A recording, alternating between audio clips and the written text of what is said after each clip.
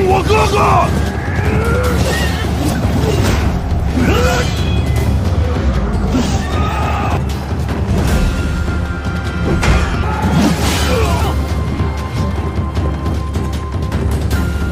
吕布真猛啊！要是我能跟他较两下就好了。发生什么事了？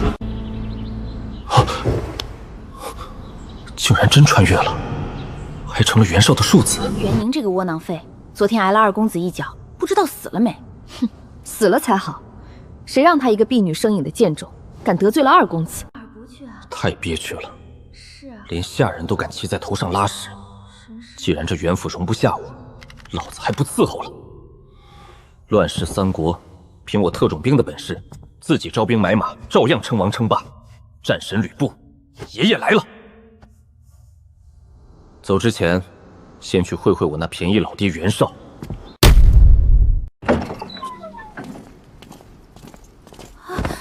奴婢见过二公子。袁宁，你好大的胆子！见了我为何不下跪行礼？袁熙，你我同辈，这跪礼从何谈起？你个庶出的贱种，也配问我？袁熙，这就过分了吧？你这废物还敢还手！看来昨天给你的教训不够。来人！袁熙，你要想清楚，父亲今日就在府上，他可是最恨手足相残。手足相残？不，分明是你自己在院子里摔断了腿。你们说是不是？对，是宁公子走路不慎，自己摔断了腿。哼，还愣着干嘛？给本公子把这废物的腿打折！啊！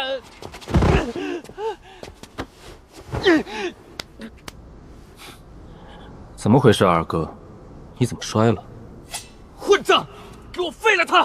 废了他！我的好二哥，用我这不值钱的庶子命换你高贵的嫡子命，好像很赚。你要试试吗？退开！宁弟误会，二哥跟你开玩笑呢。不服？还想再试试？二公子，可算找着您了。主公有令，让几位公子速去大厅，有要事相商。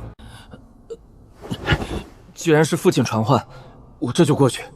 有劳福伯了。你给我等着，这笔账老子回来再算。二公子这是怎么了？可能是二哥不小心摔了吧。宁公子既然也在，那便一同过去吧。好。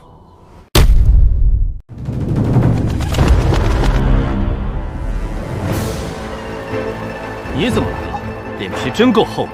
这议事大厅是你这窝囊废配来的地方吗？挨了一脚还敢嘴硬，要不要再补一脚？你哪来的狗奴才？没长眼睛吗？滚开！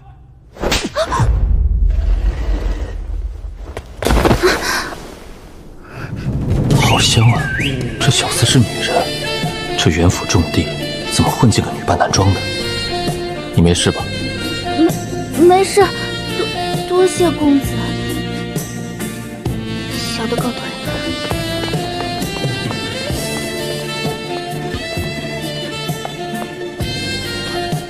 有意思。久闻袁二公子大名，今日一见，果然是一表人才，气宇轩昂啊！真兄抬举了，显义愧不敢当。孩儿袁宁，拜见父亲。既然来了，就一并拜见一下甄贤侄吧。袁宁见过甄兄，姓甄，看来是河北巨富甄家的人了。老头子把儿子都调来，怕是想跟甄家联姻搞军费啊。原来他叫袁宁，明明是个庶子，却比那个嚣张跋扈的嫡子顺眼多了。袁公，在下此番前来，一是贺您加封右将军，二来有个不情之请。哈哈，贤侄言重了。你我曾在大将军府共事，冀州亦需仰仗甄家支持，有事但说无妨，我断然不会拒绝。在下有一小妹，3岁丧父，被我视为掌上明珠，如今已到出阁年纪。听闻元公膝下朱公子是人中龙凤，在下想与元公结秦晋之好，亲上加亲。甄家小妹，莫非是传说中让曹家父子反目的洛神？不对，这种绝世美人，绝不能便宜了袁熙这个狗东西。果然是她，女扮男装，有意思。原来是这等小事，若是能与甄家结亲，实乃美事一桩。贤侄，你看上了我哪个儿子？尽管开口。一切全凭元公做主。长子袁谭已婚，自然不可。尚儿，你觉得呢？甄家乃河北巨富，我若能迎娶甄家小姐，得甄家鼎力相助，日后继承父亲基业，岂不手到擒来？父亲，孩儿愿为父亲分忧，迎娶甄家小姐。父亲，孩儿也愿娶甄家小姐为妻。你们都愿意，可甄家小姐只有一个，这让为父有些为难了。不如这样，你们兄弟比试一番，胜者迎娶甄家千金，如何？全凭父亲做主，孩儿定当全力以赴。老东西，自己也是庶出，却把庶子当空气，难怪日后落得个兵败身亡的下场。主公，在下认为不妥。元昊，有何不妥？今日既是为主公中子择亲，若只让2公子与3公子比试，未免有失公正，传出去恐惹外人耻笑。不妨让其余诸位公子一同参与，胜者名正言顺，方显主公麾下公子都是俊杰。不愧是刚正不阿的田丰，敢当面顶撞袁绍。若是能收归己用就好了。元昊所言倒也不无道理。你们几个谁有意愿，也可站出来与2位兄长切磋切磋。父亲，袁宁既然没胆子比，就别为难他了。平日里他连武艺都不修，就是个废物。他要是真敢站出来，孩儿3招之内就能将他打趴下。罢了，既然无胆，慢着，这比试我接了，我倒要领教领教二哥的武艺到底有多高超。不知死活的东西！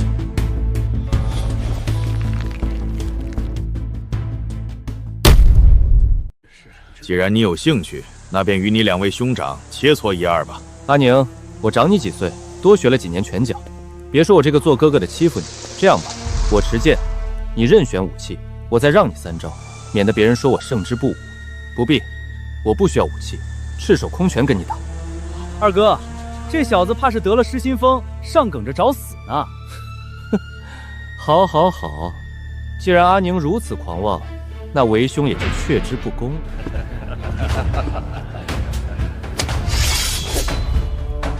废话少说，看剑。冷兵器我确实用得少，但对付你这种花架子，空手足够了。只要你轻敌，必定破绽百出。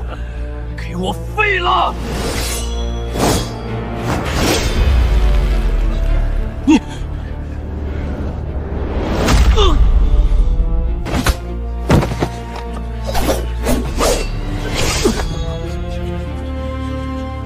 二哥，就这点本事，也敢说3招把我打下了？这怎么可能？郝俊的身手，好过人的胆识，一招制敌，干脆利落。你输了，剑还给二哥。我堂堂袁家嫡子，竟然被这个废物庶子当众羞辱，这口气我怎么咽得下去？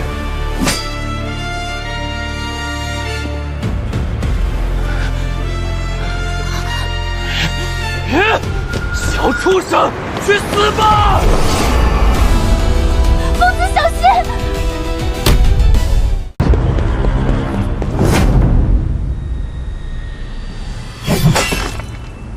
无耻小人，你找死！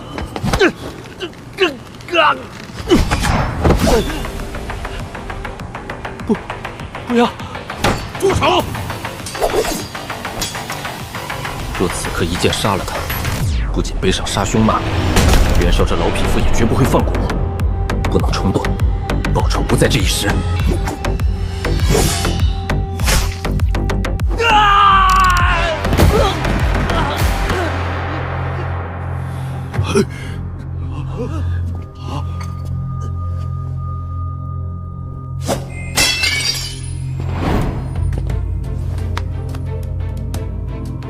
比试输了，竟还背后偷袭，真是有辱门风。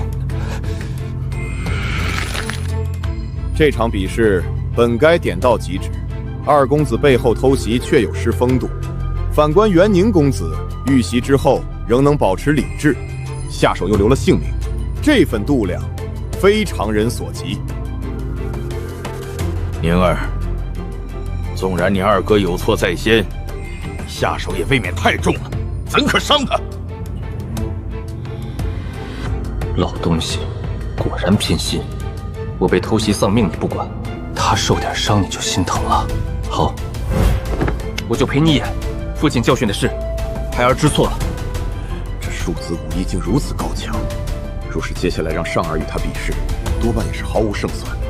难道真要把甄家的联姻拱手让给一个庶子？绝对不行！主公息怒，元宁公子方才确已手下留情，若非关键时刻偏离剑锋，二公子恐已当场陨生了。就凭这一点，元宁公子便值得称赞。不过今日见了血，接下来的比试恐怕不宜再动刀枪了。主公，刀剑无眼，极易伤和气。依在下之见，接下来的比试不如换个方式。对，伤了我任何一个孩儿，我都十分痛心。先带希儿下去医治。正南，你觉得换个什么方式为好？奇怪，这沈佩跟我素无往来，怎么会帮我说话？不对，他是在给袁尚找退路。见识了我的武艺，知道袁尚必败，就急着改规矩，无耻老贼！主公志在平定天下，单凭个人勇武说明不了什么，武略才更重要。主公何不趁机考教一下两位公子的领兵之能？武略，正南认为具体该怎么比？主公近来正与幽州公孙瓒交战，不如让两位公子分别率军去征讨公孙瓒，以3年为期，谁能打败公孙瓒，谁便迎娶甄家小姐。如此岂不公平公正？好一个公平公正！袁尚是嫡子，要兵有兵，要粮有粮，谋臣武将多如牛毛。我一个毫无根基的庶子，拿什么去打公孙瓒？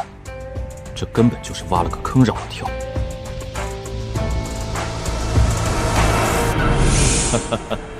正南所言极是，尚儿、宁儿，你们可有异议？孩儿全凭父亲做主，定当斩将夺旗，不辱袁家门风。宁儿，你呢？老东西，你这眼神，我敢说个不字吗？不过留在这深宅大院里被你们欺压，永无翻身之日，倒不如借此机会脱离你的掌控，自己拉起一支兵马，建功立业。既然父亲决定，孩儿毫无异议。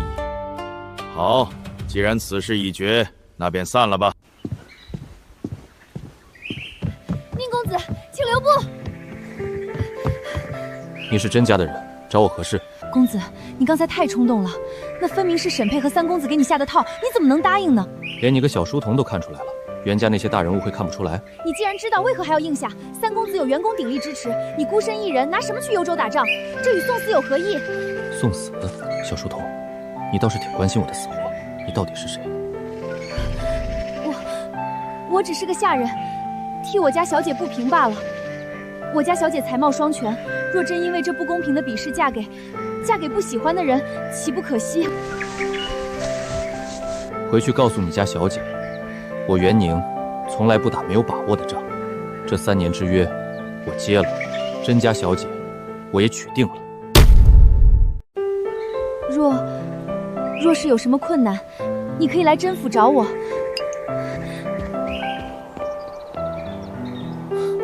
这小丫头。元宁啊元宁，你小子藏得够深，这么多年在府里装废物，今日一举成名，倒让三哥刮目相看了。三哥谬赞。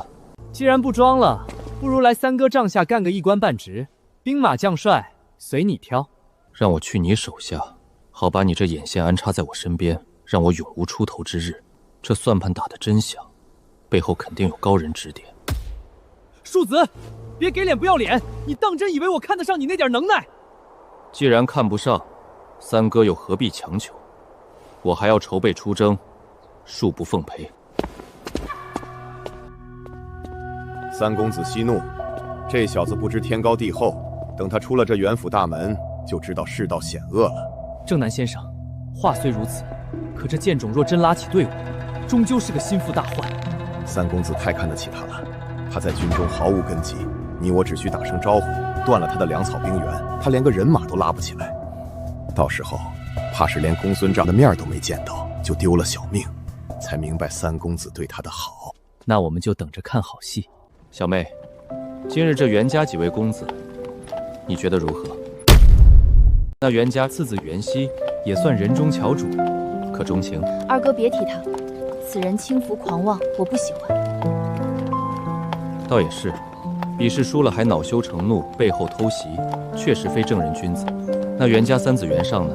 相貌堂堂，日后极可能继承袁公大业。若嫁给他，我甄家也能一飞冲天。城府太深，我不喜欢。都不喜欢？莫非你相中了那个庶子袁宁？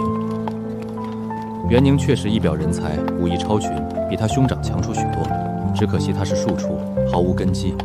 今日袁公突然改变主意要比武略，分明就是在刻意刁难他。二哥，那怎么办？他若无法取胜，岂不是……小妹，你们素未谋面，为何这般向着他？二哥，你不知道，今日在后院，那袁熙蛮不讲理，还打了我一巴掌。若不是袁宁公子出手相救，我……什么？袁熙竟敢打你？好个蛮横的混账！幸好他没赢，否则你若嫁给他，岂不是悔之晚矣？袁宁品性高洁，又对你有恩，我甄家绝不当忘恩负义之辈。小妹放心，他没有根基，二哥帮他。二哥，当真？自然当真。公子，主公有令，封您为别部司马，拨部族一营，即日操练，准备出征。别部司马，一营兵马。主公交代，粮草军需，公子自行去仓曹调拨，小人告退。打公孙瓒就给1000人，我这好父亲还真是大方得很。1000人也罢，总好过光岗司令。当务之急是去拿足粮饷，早日离开邺城这龙潭虎穴。军机重地，闲人免进。今日仓曹院大人不在，明日再来。瞎了你们的狗眼，看清楚我是谁！你是何人？竟敢擅闯仓曹，不要脑袋了！看清楚，原来是四公子。下官公务繁忙，多有怠慢，恕罪恕罪。废话少说，我奉父亲之命领兵出征，按例来领3个月的粮草军饷，开瓶饮吧。公子有所不知啊，主公大军正与公孙瓒对峙，东郡那边又闹叛乱，处处都要粮，这府库里的存粮实在是不够了。库里没粮，你蒙谁呢？下官哪敢欺瞒公子，紧赶慢赶，只能给您先凑出1个月的口粮，您凑合着用，等秋收了再补上。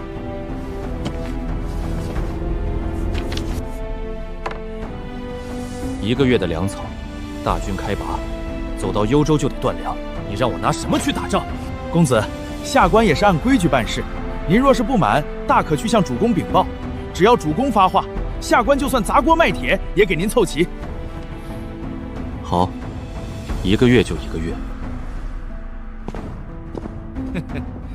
一个庶出贱种也敢跟三公子斗，连饭都吃不起，我看你这兵还怎么带？到时候激起兵变，就有好戏看了。没有钱粮，那帮骄兵悍将绝不会服我将令。袁尚啊袁尚，你这招釜底抽薪，真是恶毒。再过1月，便是我20岁生辰。弱冠之礼，人生大事。有了，来人！公子有何吩咐？去，给我买几百份红底泥金的请帖来，越快越好。几百份？公子，买这么多请帖做什么？当然是办若官宴。我马上就要领兵出征，冠礼必须得在邺城提前办。可主公那边，我白日已向父亲请示过，他让我自己看着办。既然让我看着办，那我自然要办得风风光光。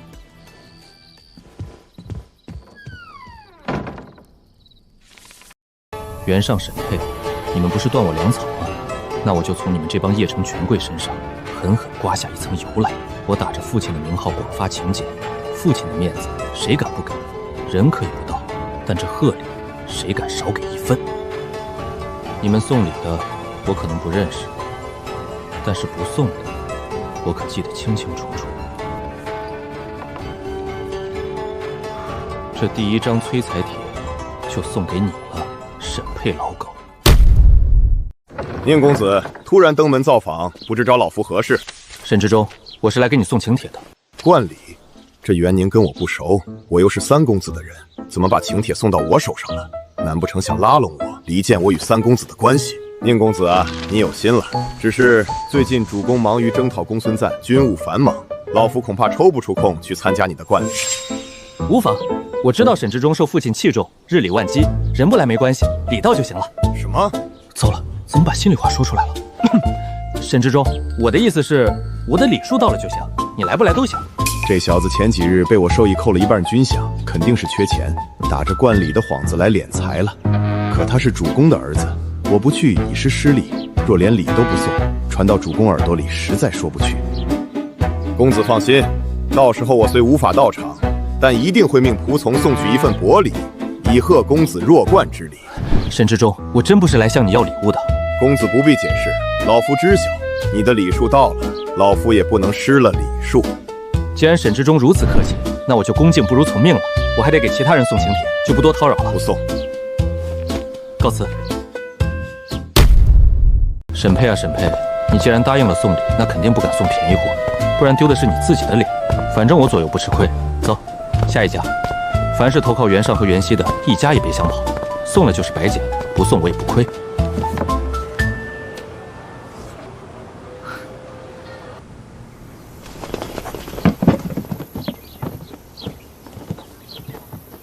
袁宁这个废物，真是丢脸丢到家门口了，还学其他公子搞什么冠礼，请了全城权贵，结果人家根本不买账，全都是丢下礼物就走，估计连1桌客人都凑不齐。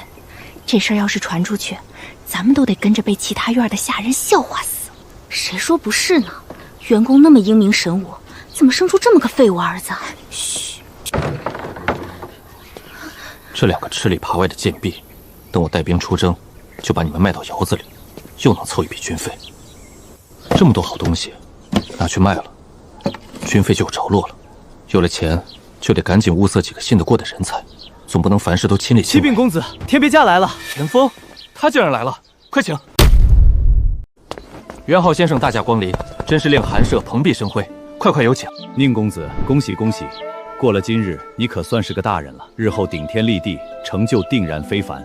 承袁浩先生吉言，只是想展翅高飞，谈何容易啊！公子聪慧过人，又有一身不俗武艺，在这乱世闯出天地，也并非没可能。请。公子，今日不是你举行冠礼大宴宾客吗？这里怎么连1桌酒席都没摆？摆酒席费那劲干啥？反正除了先生，也不会有人真来。那你还特意去各大家族送请帖，这是想自讨没趣？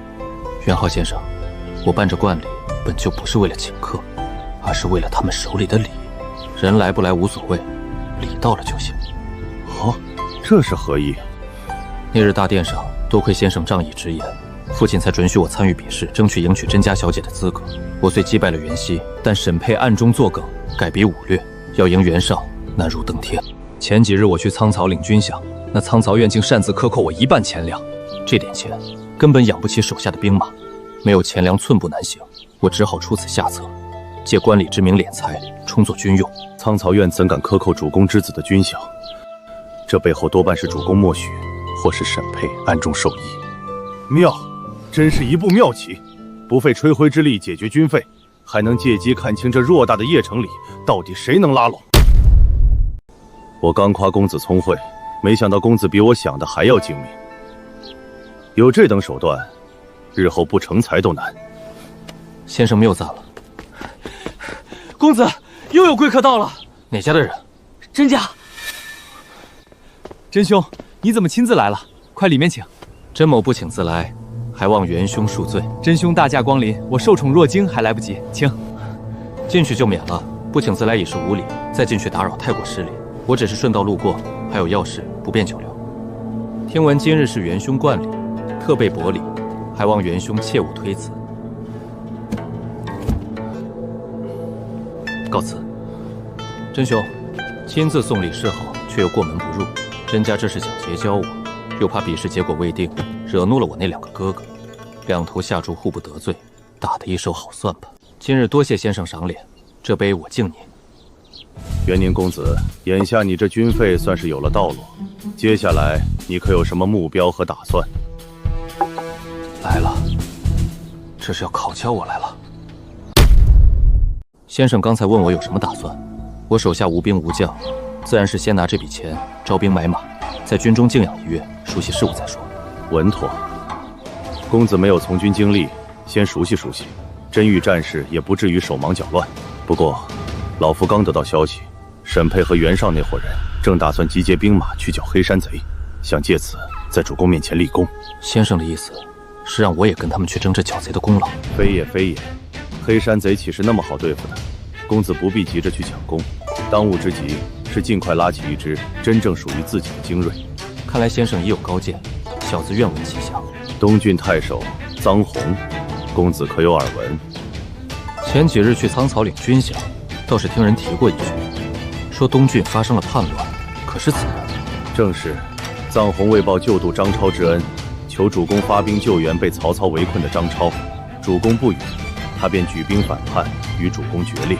这臧洪义薄云天，宁死不降，最后城破人亡，连爱妾都杀来给将士充饥。历史上这可是个宁折不弯的硬骨头，想要招揽他难如登天。臧洪此人善于治军，深得民心。主公虽扬言要派大军镇压，但实则极为爱惜他的才干，并不想真心杀他。公子若有手段，能将臧洪劝降招来，他手下的兵马和将才，便是公子日后讨伐公孙瓒最大的底气。先生这题目出得够绝，这臧洪连死都不怕，岂是那么好劝降的？言尽于此，方法老夫给了，至于能不能办成，全看公子自己的本事了。多谢公子款待，老夫告辞。考教我，这臧洪，我还真就收定了。这帮老狐狸真是抠门，表面上客客气气，送的都是些不值钱的破烂。拆了1个多时辰，全卖了，顶多也就几10万钱，勉强够塞牙缝的。甄燕亲自送来的，还不肯进门，我倒要看看甄家这如意算盘里装的是什么名样。嚯，20根金条，真他娘的有钱！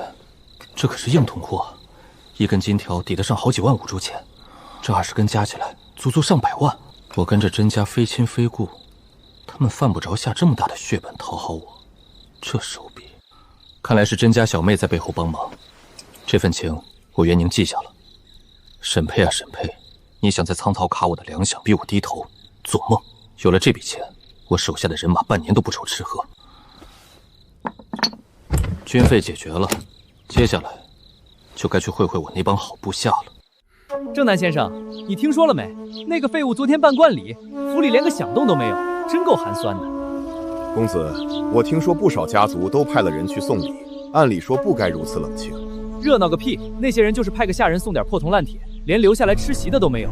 父亲连去都懒得去，他这冠礼就是个天大的笑话。说的也是，那小子还舔着脸给我送请帖，我碍于主公的面子，随便打发了点东西。不过，不对，很不对劲。先生，怎么了？那小子在这个节骨眼上大办冠礼，还给全城权贵发请帖，这根本不是为了冠礼，是为了敛财。敛财？前几日我刚跟苍草打过招呼，扣了他1半的军费，他府上又没积蓄，这分明是借着冠礼的名头，光明正大的凑军费啊！无耻下贱！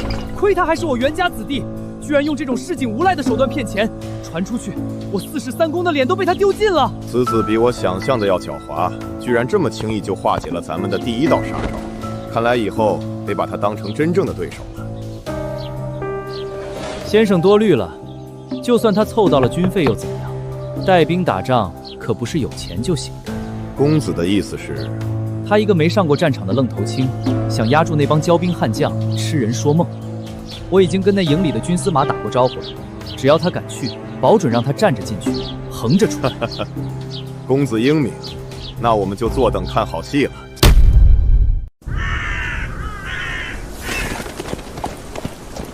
走了1个多时辰才到，袁绍把我发配到这么偏僻的鸟地方，这营里的兵马估计连杂牌军都不如。我乃新任别部司马袁宁，带我去中军大帐，顺便叫你们军司马滚过来见我。是，司马里面请。半个时辰了，你们军司马是腿断了还是死了？回司马，我已经去催过3次了。好大的排场！你去传我的死命令，让营里团长以上的所有将领立刻滚到大帐来见我。1炷香之内，谁敢不来，军法处置，后果自负。是，小人这就去。末将高览，舔居屯长一职，拜见司马。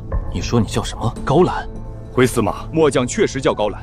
高览，河北4廷柱之一，能跟颜良、文丑齐名的猛将，居然在这个破营里当个小小的屯长，真是暴殄天物。看来我今天是捡到宝了。怎么就你一个人？军司马呢？2个区长呢？其他屯长都死哪儿去了？军司马和其他将领昨夜在营中聚饮，现在尚未酒醒。好得很。军中禁酒，他们不仅喝，还给老子宿醉。明知道新官上任，这是诚心要把我的脸踩在脚底下呀！不用想也知道，肯定是袁尚和沈佩在背后搞的鬼，买通了这帮兵米给我下马威，想架空我，门儿都没。高览，前面带路，我倒要看看这帮废物到底喝成了什么烂泥呀！遵命。聚众饮酒，还敢在军中聚众，这帮狗东西真把军营当成赌场了！吵什么吵？高览，末将在，把这几个狗东西全都给我绑了，按军法处置。这些人官职都比我高，袁宁虽是袁家公子，可毕竟是个不受宠的庶子。要是日后失势，秋后算账，倒霉的可是我。怎么，我的话不管用？这眼神绝不是在作秀。他若想掌控这营人马，这就是我高览翻身的机会。拼了！末将遵命。来人，把这些违反军纪的全给我绑了！哪个不长眼的狗东西敢绑老子？活腻歪了是不是？高览，你个小小屯长，敢造反啊！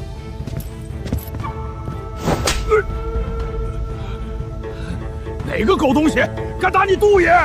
我，袁宁打的，怎么不服？没听说过，这里是军营，本将是这里的军司马，敢打我，找死！公子小心！公子居然有如此武艺，国子，继续吧。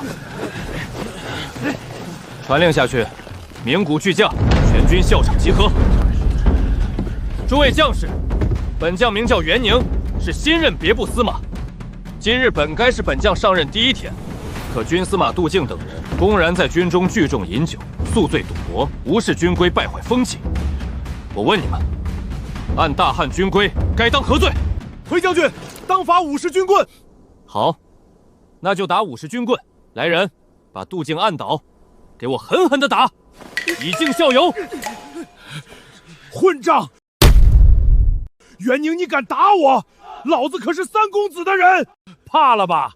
我是给3公子办事的，你一个废物庶子，若是敢动我，3公子定饶不了你。袁宁，识趣的现在就把我放了，这事我当没发生过。你还是你的司马，我还是我的军司马。否则怎么？没有你，我还带不了兵不成？正愁找不到这帮烂泥背后的主使，原来真的是袁尚。本来只想打几棍立个威，既然你自己把脖子伸过来，那就别怪我下死手了。你听没听过？天子犯法，与庶民同罪。你想干什么？天子违规都要受罚，你一个小小的军司马，还想搞特殊？你们愣着干什么？给我打！50军棍，1棍都不许少。袁宁，你不得好死！不关我们的事儿，都是杜敬逼我们干的，是他收了3公子的钱，要给您难堪啊！饶命啊！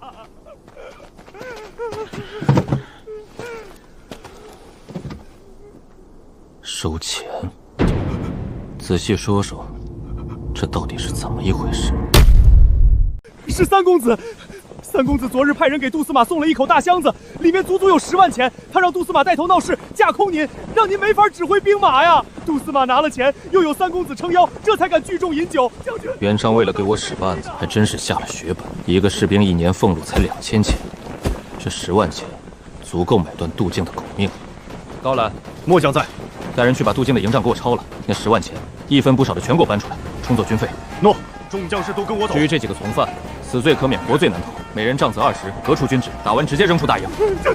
将军饶命啊！这帮害群之马一走，军营里的管理位置就全空出来了，正好换上我的人，彻底掌控这支兵马。不过我还缺个有威望的人帮我统兵。高览，你入伍几年了？回将军，已有5年。5年了，屡有战功，却还只是个小小的屯长，你可知为何？末将不会阿谀奉承，不愿与他们同流合污。哈哈哈，好一个不愿同流合污！本将初来乍到，正是用人之际。你今日敢站出来拿人，说明你眼里还有军法。高览听令，末将在。从现在起，你就是这支兵马的军司马，你可愿意追随本将？您说真的？末将寸功未立，怎敢担当此等重任？我说你当得，你就当得。怎么，不愿意？末将高览愿誓死追随将军，效犬马之劳，万死不辞。当众提拔高览，既能树立我唯才是婿的形象，又能彻底把他绑在我的船上。边上的探子就算在下面看着，高展也只能死心塌地跟我。将士们，我知道你们当中有人不服我，觉得我是个废物庶子，带不好兵。我只知道你们参军图的是能吃饱饭，能升官发财，能让家里的爹娘妻儿过上好日子。跟你们讲什么保家卫国都是虚的。出来当兵图的是什么？不就是为了吃顿饱饭，为了升官发财，为了家里的爹娘妻儿能过上好日子吗？抬上来！都给老子睁大眼睛看清楚！这么多钱摆上来干什么？难不成是要给我们发军饷？想不想要？哈哈哈！既然想，那就给你们！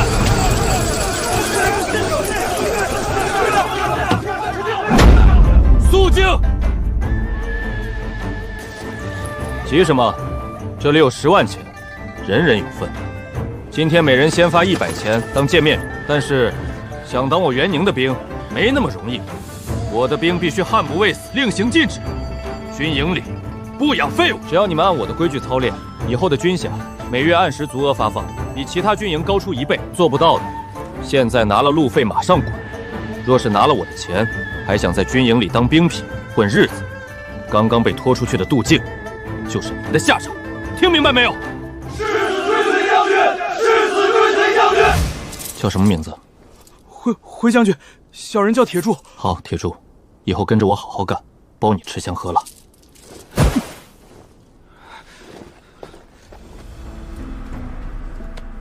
杜静那帮蛀虫一清，军中将领空缺不少。阿福、阿禄，公子，从今天起，你们俩下放基层，各领一个屯，多听、多看、多练，充当本将的耳目，别给我丢人。谢公子提拔，定不辱命。高司马，剩下的区长、屯长空缺，你可有合适的人选举荐？这将军要末将举荐，军中人事向来有主将独断，将军如此信任末将，疑人不用，用人不疑。你在这军中待得久，你推举的人我信得过。末将定不负将军重托。军中确有几位有勇有谋之士，只因不愿巴结杜静，一直被打压在底层。将军，这3位是李达、赵普、孙大牛。拜见将军。高司马力保你们，说明你们有真本事。从现在起，你们就是各营的区长和屯长。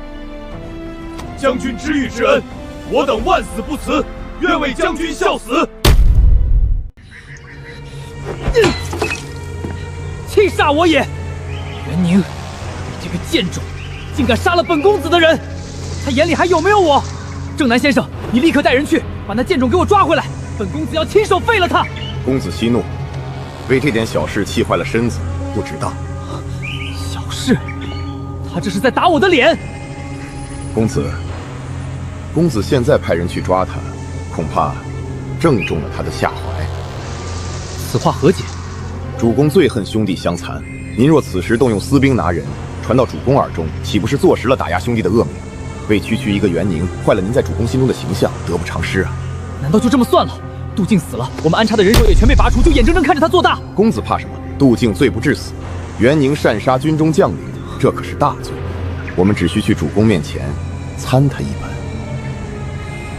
对啊，去父亲那儿告他一状，就说他目无军法，滥杀无辜，父亲定会大怒，倒是直接削了他的兵权。对了，正南先生，我出征太行山之事准备的如何来了？公子放心，已征调纯玉琼将军统领，此人乃西园8校尉出身，与主公有旧，对公子更是忠心耿耿，不在话下。好，有正南先生为我谋划，万无一失。过2日我便随军出征，定要立下大功，让父亲对我刮目相看。接下来，各队就按照这个方法进行操练。将军，这法子好，俺们以前就是瞎练，俺茅塞顿开。对，拿了将军的钱就得玩命练。高司马，有话但说无妨。公子，有一言，末将不知当讲不当讲。讲。公子的操练方式闻所未闻，末将愿意一试。只是，此法对士卒体能粮草紧张，将士们每日稀粥果腹，恐怕粮食供应紧张。员工麾下10万精锐，粮草优先供应。我等这营兵马向来只给1半口粮，饿不死便算好的。没力气如何操练？原来如此，连饭都吃不饱，怪不得士气涣散，毫无战力。传我将令，从今日起，全营将士口粮翻倍，3日之内必须见肉。上头可1文钱都不会多给，全要您自己承担啊！我元宁的兵不能饿着肚子上战场。高司马，还有问题吗？末将再无二话，愿为公子效死！愿为公子效死！好。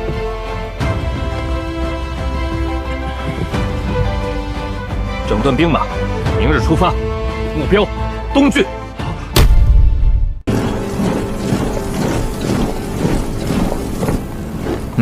撤！公子，我们走了7日，终于到了，前方就是东武城。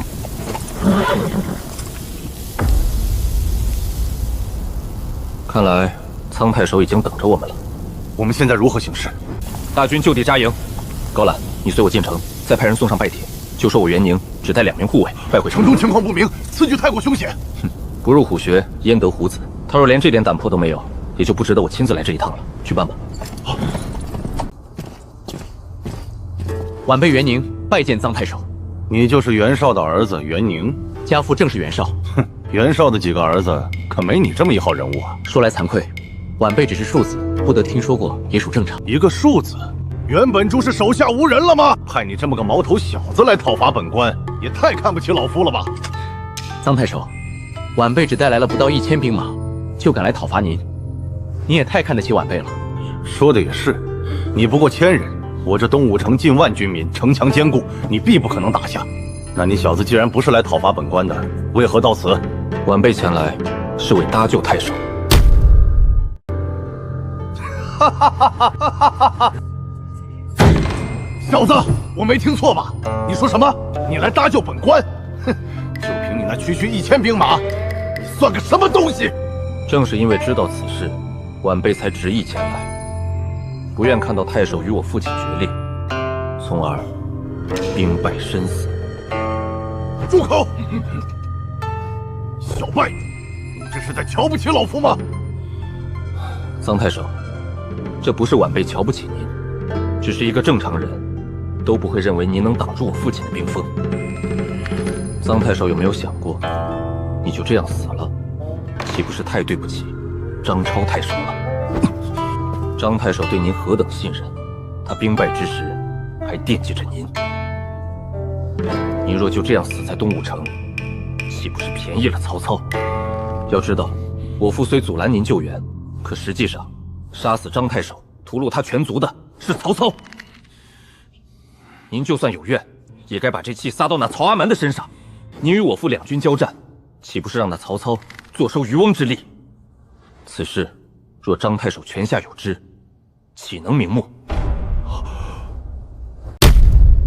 小子，你说的对，我不能就这么死了，我要为孟高兄报仇。曹阿瞒杀我孟高兄全族，此仇不共戴天。既然太守想要为张太守报仇，那就更不能与我父亲为敌。哼，袁绍那狗贼虽不是直接凶手，但他囚禁我3个月，若不是他，孟高兄说不定就不会死。臧太守，这只是您心中的幻想罢了。扪心自问，您麾下区几千兵马，就算到了兖州，真能左右战局吗？曹操兵多将广，吕布、张邈之流都讨不到好处，何况是太守您？我并非瞧不起您，而是事实如此。事已至此，张超太守已逝，您该想的是如何为他报仇。如今天下，我父亲乃是河北最强诸侯，想报此仇，唯有借助我父亲的力量。借助袁绍？小辈，你当老夫是3岁孩童吗？袁绍与曹操互为盟友，相交几十年，他怎么可能为了我去跟曹操翻脸？臧太守，这便是身在局中不自得了。哦，正所谓一山不容二虎，我父亲与曹操皆是当世枭雄，一个雄踞河北，一个坐拥中原。如今的同盟不过是为了一致对外罢了。等我父亲解决了公孙瓒，曹操吞下了徐州，这天下就只剩他们2头猛虎。到那时，你觉得他们还能和睦相处吗？两虎相争只是时间问题。这些话是袁绍教你说的？我来此地，家父并不知情。况且，就算他想说，也绝不会派我这么一个不得宠的庶子前来。那你冒险前来，究竟有何目的？很简单，我要争夺袁家的基业。哼，你这小子野心不小，比你那几个哥哥强多了。只是你未免太大意了。老夫如今是反贼，你拉拢我，只会惹你父亲厌恶，对你毫无帮助。太守错了，你对我的帮助比任何人都要大。此话怎讲？我在邺城，那些重臣幕僚只会盯着我3位嫡子兄长，我拉拢不到任何人。我若是在袁府表现出半分夺嫡之心，恐怕早就没命了。所以，我唯一的出路，就是外出带兵，建功立业，用战功在我父亲面前争得话语权。眼下，我父最大的敌人是公孙瓒，幽州我够不着，但公孙瓒控制的青州却是我最好的机会。而您，臧太守，曾是青州刺史，在青州主政多年，若有太守相助，我拿下青州，岂不是多了几分把握？况且，您这几千兵马，也正是我急需的力量。你就这么肯定，老夫会帮你这个袁家的庶子？肯定，因为放眼天下，只有我能帮您为张超太守报仇。击败公孙瓒后，我父与曹操必有一战，届时我袁宁必已手握数万精兵。我向太守许诺，此生因为孟高太守讨还血债。好，好小子，有你这句话，老夫这条命就卖给你了。我虽愿意助你，可眼下我已经与你父亲撕破脸皮，他讨伐我的大军只怕已在路上了，这如何是好？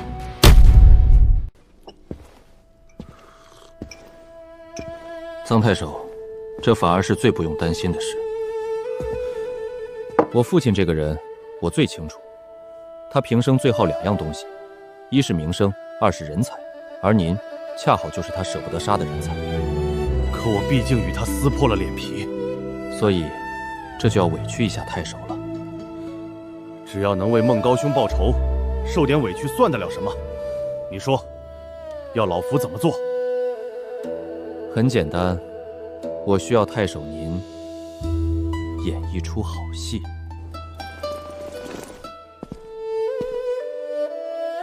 你这小子真是滴水不漏。好，就按你说的办。城楼上的叛军听着，本将军奉主公之命，前来征讨叛贼臧洪。尔等若不想跟着他一起丢了性命，速速打开。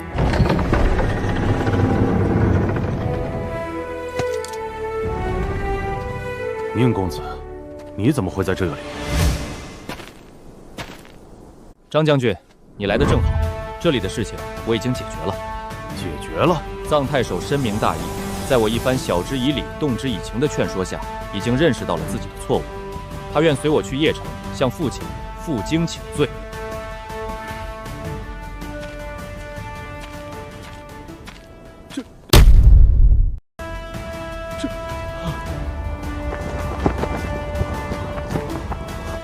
原来如此，没想到宁公子竟有如此通天手段。既然臧洪愿降，那便带回邺城，听候主公发落。父亲，您可算回来了。您再不管管，那袁宁简直要把我们袁家的脸都丢尽了。献夫，何事如此慌张？父亲，您是不知道，袁宁那小子举办冠礼，广邀宾客，结果呢，他光收礼不设宴。现在外面都传遍了，说我们袁家生出个贪鄙无耻的庶子，连您的名声都受了牵累啊！这还不算完，父亲您不是在调拨了一营兵马给他吗？这小子倒好，一上任就把您派去的军司马给杀了，还把所有的区长、屯长全赶出了军营。主公，三公子所言非虚，擅杀军中将领，擅行废立，此乃越俎代庖之大罪。他这是想做什么？他眼里还有没有您这个父亲？还有没有我袁家的规矩？依孩儿看，此子狼子野心，绝不能让他领兵。公子所言极是，否则丢我袁家脸面事小，他日酿成大祸事大。逆子，这个畜生，他竟敢如此！来人，把他给我抓过来，我要亲自执行家法。是。主公，袁宁公子已在府外求见。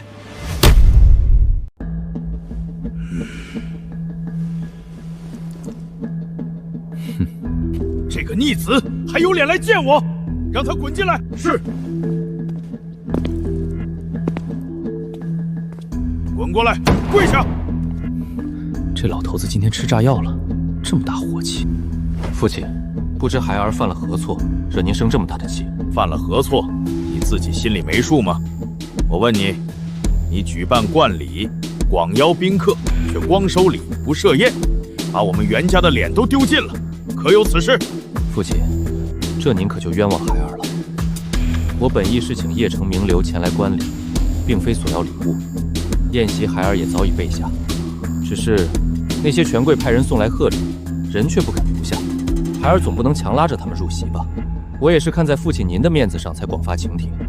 若是不请，旁人岂不说我袁家子弟不懂礼数？岂不是更堕了我袁氏门风？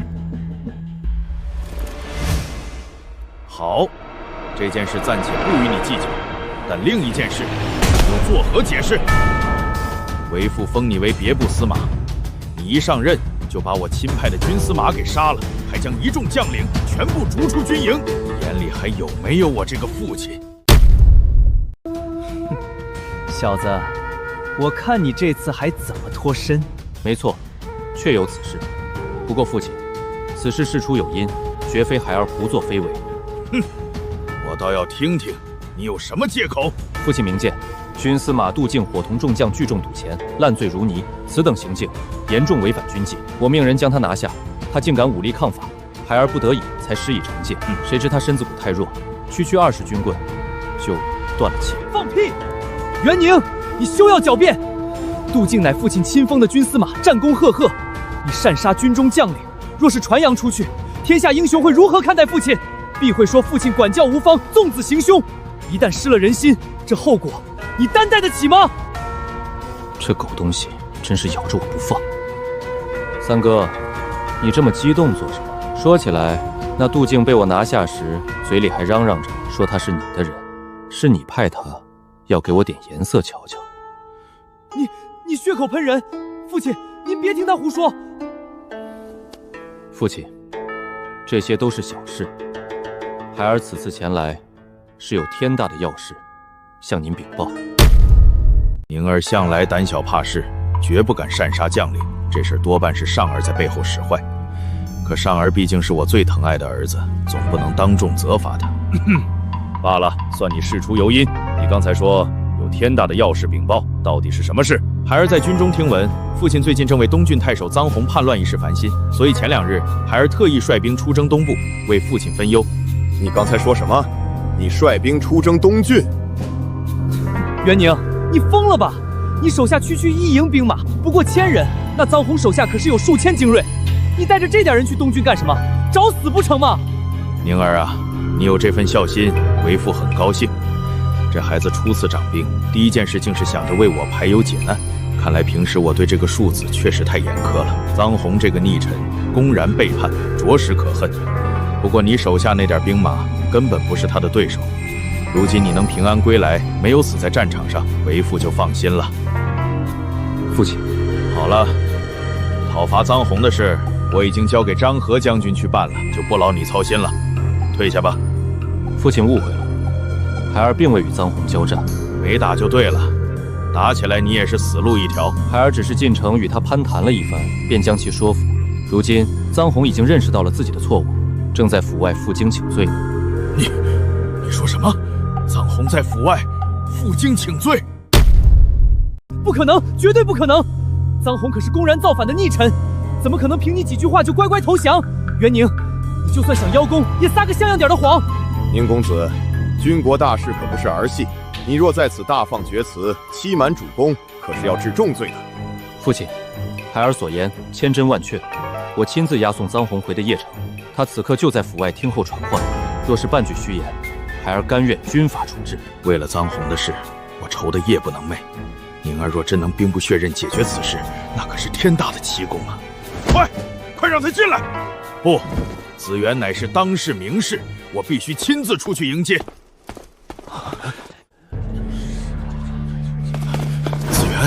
子元，你这真的是罪臣臧红辜负了明公的信任，今日特来负荆请罪，要杀要剐，悉听尊便。见鬼了，这废物怎么可能真的招降了臧红？快起来！子元能知错就改，重回我身边，便是我原本处最大的幸事。谁敢说半个杀字？我这个一向懦弱的儿子，竟然不费一兵一卒，立下了这等惊世奇功。他到底还瞒了我多少本事？元公，罪臣受人蒙蔽，竟把张孟高之死怪罪于您，致使你我心生嫌隙，罪臣惭愧至极呀！多亏宁公子点醒，我才知道，真正该死的是那曹阿瞒。若非公子，我至今还蒙在鼓里。今日若是元公不肯原谅，我臧红就跪死在这大门外。张超已死，臧红如今只能死心塌地跟着我。今日他负荆请罪，我礼贤下士的名声一旦传出去，天下名士还不得抢着来投奔我？子元，快请起！你能认清是非，我怎会怪你？说到底，我也有错。若非我将你囚禁3月，你也不会对我心生怨气。拿掉！你我冰释前嫌，乃是一段佳话，何须如此见外？快，随我进府。正南先生，真让这贱种办成了，兵不血刃，说降叛将。父亲这下要对他刮目相看了，我们怎么办？哼，三公子莫慌，不过是耍嘴皮子说降个叛臣，又不是什么真刀真枪的军功，算不得什么。主公现在只是图个高兴，等会儿我们主动请缨征讨黑山贼，只要大获全胜，那才是威震三军的奇功。他元宁无兵无将，拿什么跟您斗？好，待会儿我就向父亲请命，明日亲自带兵去剿匪。公，宁公子此番深明大义，劝说子元兄迷途知返，替主公解了心头大祸，实乃大功一件啊！对，元昊言之有理，宁儿这件事办得漂亮。这小子这次确实长脸，但武略大比在即，绝不能赏他兵马，否则日后尚儿还怎么赢他？得让他自己开口，我才好拿捏。宁儿，你立下大功，想要什么赏赐，尽管开口。要钱粮，袁绍抠门肯定要不到多少；要官职，一个虚名毫无用用。我唯一缺的就是能带兵打仗的猛将。多谢父亲厚爱，孩儿为父亲分忧，乃是为人子的本分，不求什么赏赐。有功必赏，这是规矩。大胆说，既然父亲开口，孩儿便斗胆直言了。此次去东郡，孩儿初次掌兵，实在是毫无经验，加上之前的军司马杜敬因触犯军法被孩儿杖毙，如今军营里群龙无首，连个能教导孩儿的将领都没有。若是父亲真要赏赐，可否派遣一位将军去孩儿营中，从旁指点一二？这贱种居然不要钱不要官，只要个武将，他到底在盘算什么？原来只是这种小事，允了。为父麾下猛将如云，你想要哪一个，随便挑。颜良、文丑是他的心头肉，肯定要不来。太差的我又看不上，要选就选个有真本事，但他现在还不当回事的。父亲，孩儿对军中将领所知不多，不过去东郡时，在东武城见过张合将军。孩儿觉得张合将军颇有本事，不知可否让他来孩儿营中指点一段时间。这宁公子好毒的眼光。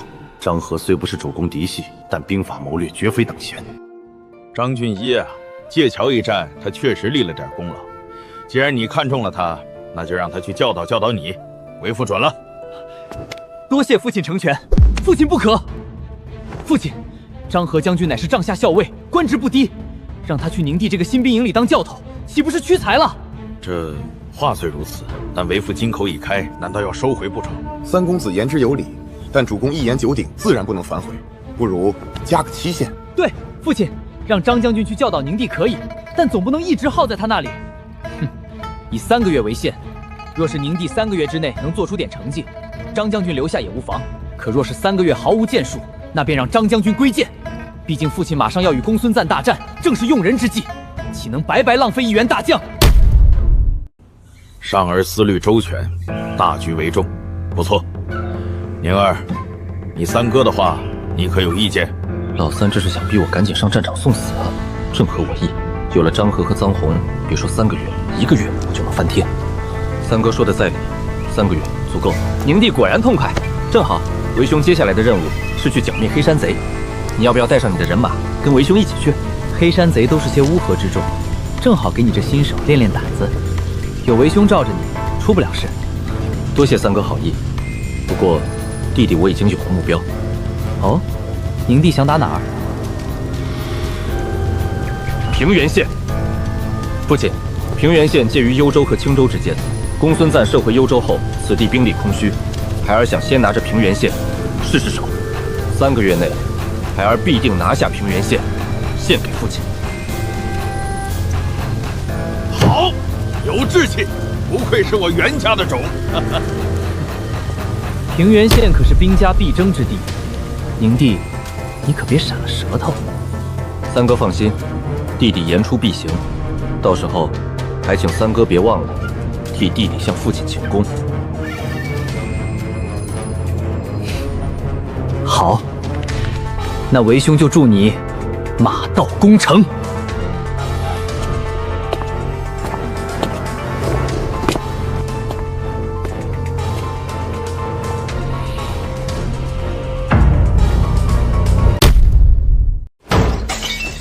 正南先生，那个贱种到底使了什么手段，居然能让臧洪叛而复还？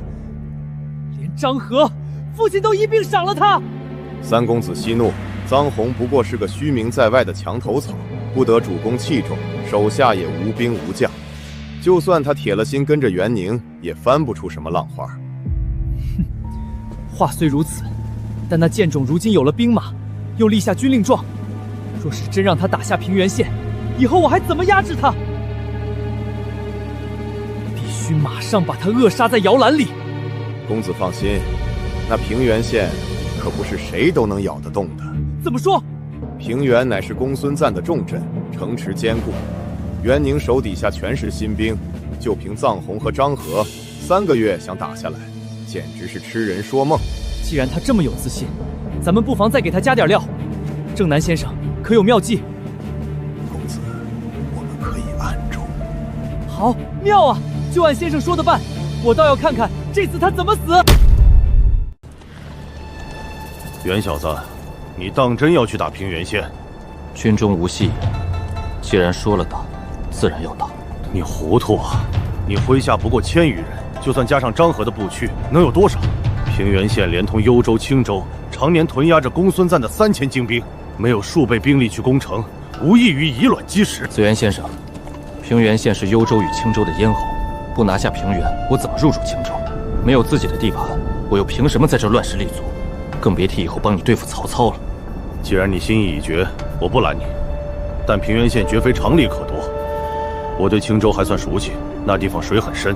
先生不妨细说。当年公孙瓒大破30万黄金残党，趁机占了平原，派田奎任青州刺史，平原县更是重中之重，曾有刘关唐坐镇，固若金汤。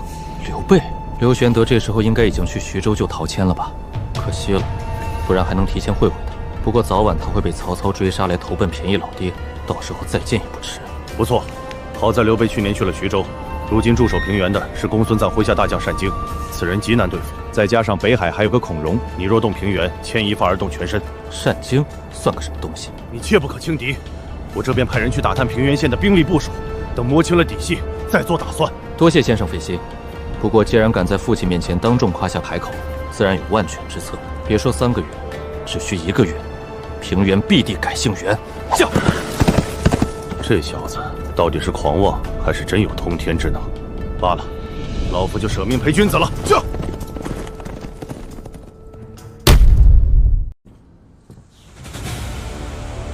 公子，末将已看过调令，俊意此后但凭公子调遣。张将军不必多礼，我麾下正缺将军这等栋梁。只是我那5000兵马已按军令返回邺城，不过1000余新卒，要攻打平原。恕末将直言，此事实在是难如登天。公子，平原县的情报已经到了，驻守平原的是公孙瓒心腹大将单京。此人虽是个遥领的燕州刺史，但手中握有3000精兵，而且这3000人若是强攻，绝无胜算。我军仅有1000人，而且大多还是新卒，区3000兵马，何足挂齿？单京，公孙瓒手下最会逃跑的废物，守城，他也配？高览，从即日起，给本公子死死盯住平原，任何风吹草动，立刻来报。是。我们也不必在东武县耗着了，全军开拔，向平原郡方向移动，边走边练兵，时不我待。公子，这是否太过仓促？军医将军，兵贵神速。遵命。小友，这就走了？不在我这儿多留几日，我还可以替你筹措些粮草器械，助你攻城。多谢紫元先生美意，但军情紧急，再等下去只会错失良机。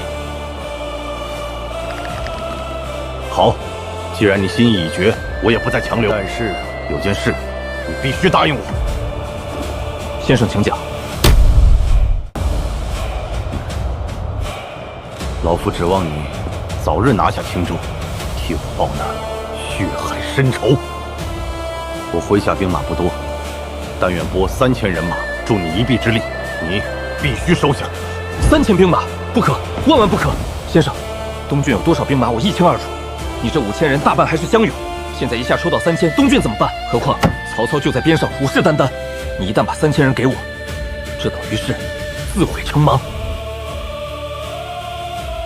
我这是在向你表明立场，你若连这点兵马都不肯接，我又如何信你日后能替我报仇？先生，好吧，攻打平原我自有把握，兵力并非越多越好，有时候反而是累赘。收下吧。先生的好意我心领了，但我最多只能要1000人，剩下的人你必须留下，因为我还有一件天大的事，需要先生麾下有兵力才能办成。什么事？你尽管吩咐。先生身在东郡，与兖州唇齿相依。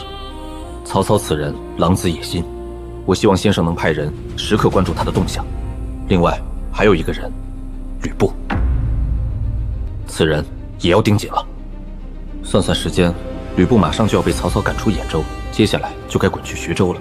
这个天下第一的莽夫，用好了，可是对付曹老板一把尖刀。吕布。好，老夫都答应你。关注曹操本就是分内之事。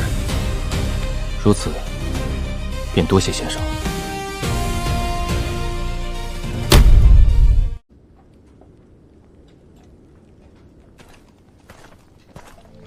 30里，公子把营寨扎得也太远了。怎么，军医将军觉得不妥？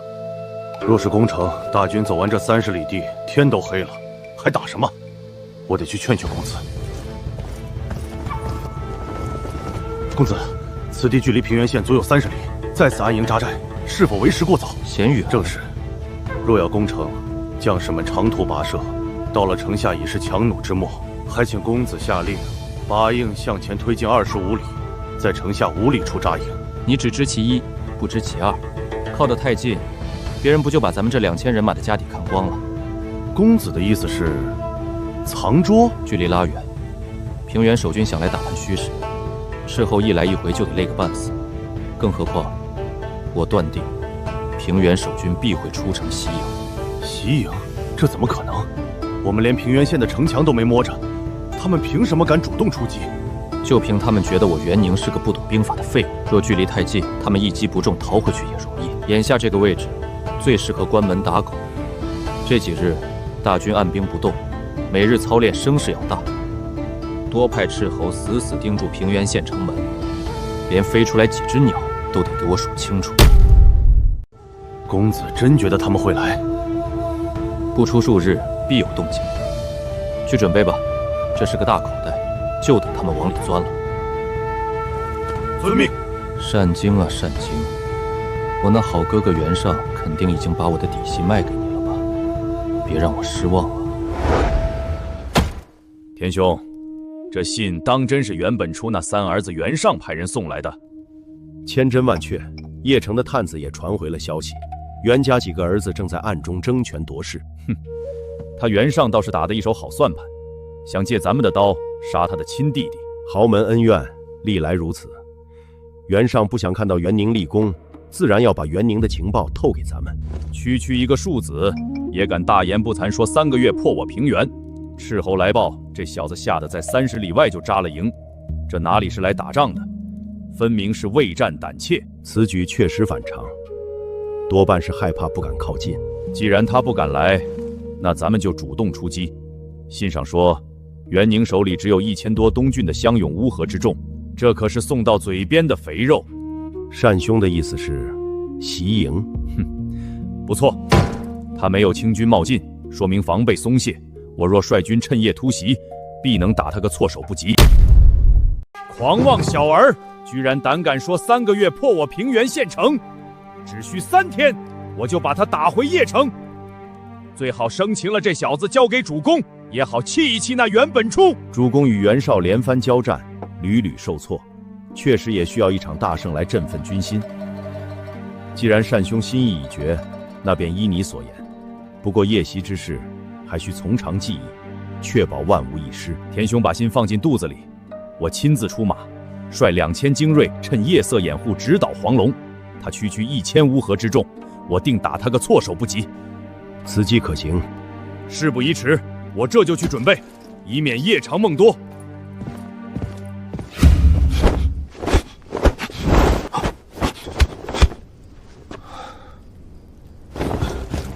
公子真是料事如神，那单京果然派人来袭营了。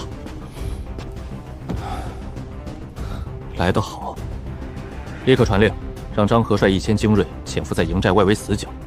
前2日让你们扎的草人，现在全给我摆上。末将这就去办。公子，斥候急报，单京亲率2000精兵，正从平原县直奔我军位置而来，要不了多久就到了。慌什么？这不是在计划之中吗？末将实在好奇，公子究竟是如何一早断言，这单京一定会来袭营？这算什么神机妙算？不过是我早早挖好坑，等着他往里跳罢了。这事儿还得好好谢谢我那三哥。三公子，我临行前故意在父亲面前大张旗鼓地说要拿下平原，我那三哥处处防着我立功，怎会轻易放过？我料定他会在背后使坏，所以主动把消息透给他。所以单京手里的情报是三公子给的。哼，不错，我不确定单京一定来，所以我让你们每日大摇大摆、磨磨蹭蹭的行军。只要单京知道我们来了，又看我们在30里外扎营，必定觉得我们畏战。区区1、2千人，对他而言毫无威胁。与其被动守城，不如主动出击。他若来，就是自投罗网；他若不来，咱们将士在此休养生息，怎么看都不亏。公子深谋远虑，末将心服口服。高览，你留守空营，看好草人。俊义，带上你的人，随我出去狩猎。遵命。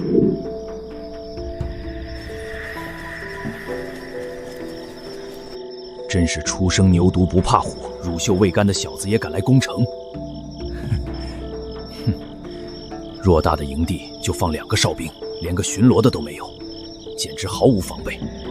这就是在等我来偷袭。将军，敌军毫无防备，咱们是不是可以行动了？不急，夜还未深，等他们睡熟了，人困马乏之时再冲，定能一举擒下这小子。是时候了，上！生擒袁宁，正在此时。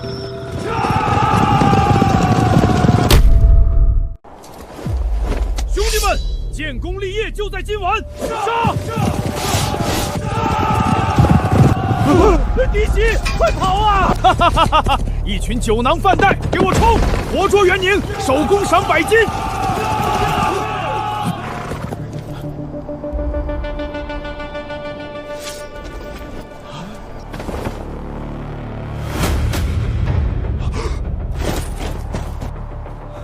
将军，不对劲儿啊！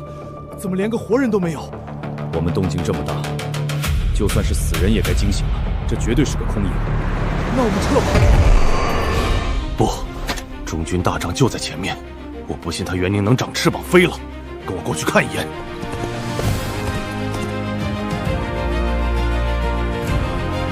不好，中计了！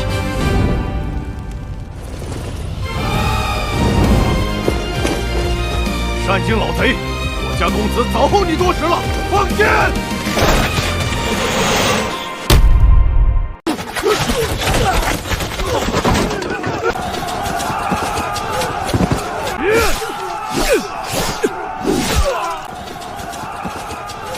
将军，顶不住了，兄弟们全乱了！不可能，他一个乳臭未干的小毛孩，凭什么识破我的夜袭？这绝不可能！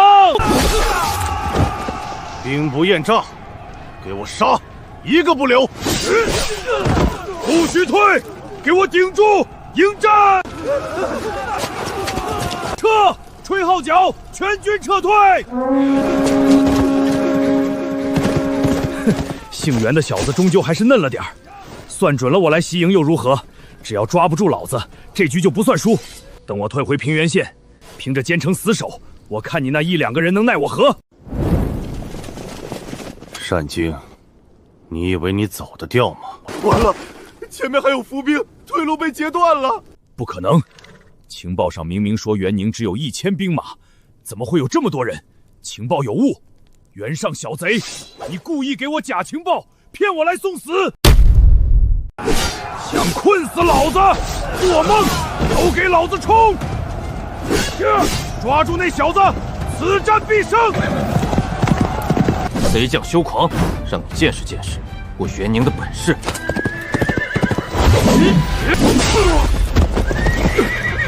好恐怖的力道！袁家那个庶子怎么会有这种实力？有点本事，再来！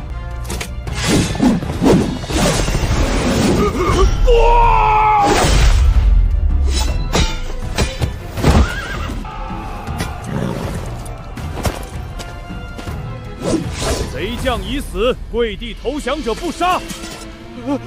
我想，别杀我！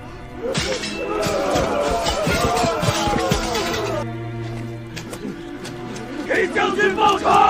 冥顽不灵，送他们上路。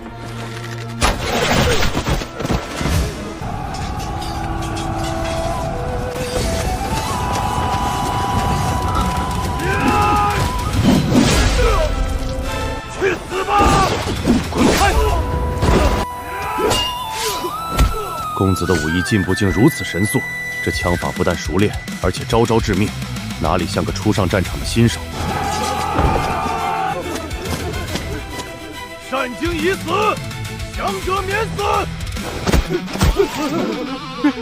别杀我！降了，我们降了！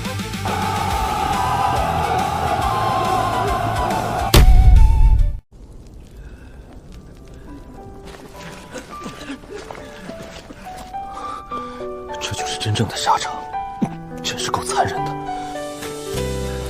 公子，外围残敌已全部肃清，单京受首，不降者皆已伏诛。二位辛苦了，高将军，咱们伤亡如何？回公子，此战虽是咱们提前设伏，大获全胜，但短兵相接时，我军仍阵亡20余人，另有几十人受伤。打了他们一个措手不及，居然还有这么高的伤亡。公子，咱们的兵大多缺乏实战经验，真到了拼命的时候，难免手忙脚乱。不过敌军死伤更惨，剩下的全做了俘虏。打铁还需自身硬，经过今晚的血战，活下来的，以后就是精锐了。公子说的对，单京主力尽丧，平原县现在就是一座空城。张将军，今夜多亏你，若不是你，这帮人拼死反抗，咱们的伤亡绝对小不了。公子言重，此乃末将本分，不敢居功。我问你，刚才单京的人马冲营时，可有发现漏网之鱼逃出去？末将看到信号杀出时，已彻底封死大营出入口，敌军被咱们包了饺子，绝无一人逃脱。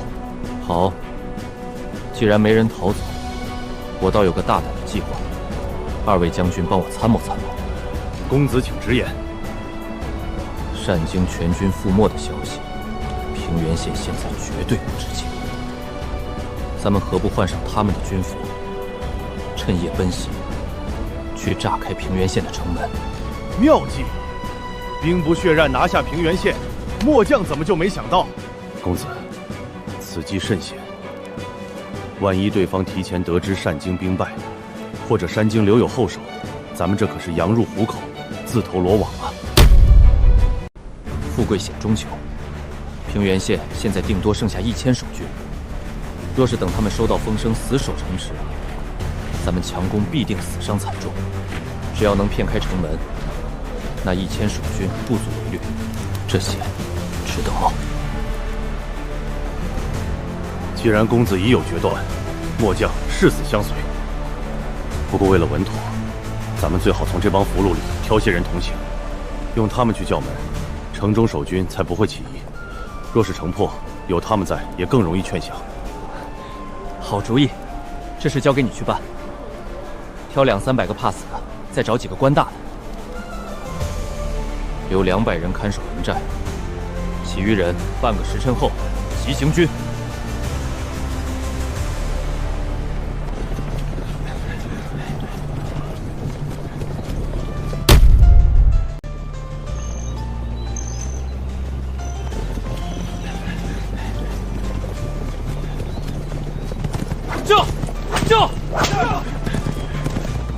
快，都跟上！天亮前必须赶到平原县。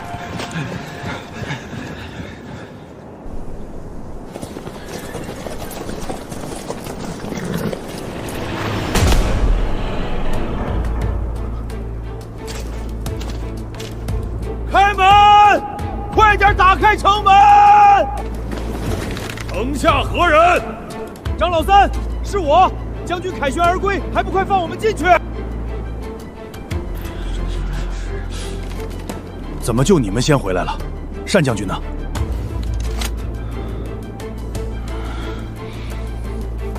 单将军在后面押送俘虏，比我们晚一些到。开门！计划成功了，平原县是我的了。带你的人先上，张可，若无埋伏，发信号。弟兄们，跟我走。哎，你们怎么拿着刀？控制城门，反抗者杀无赦。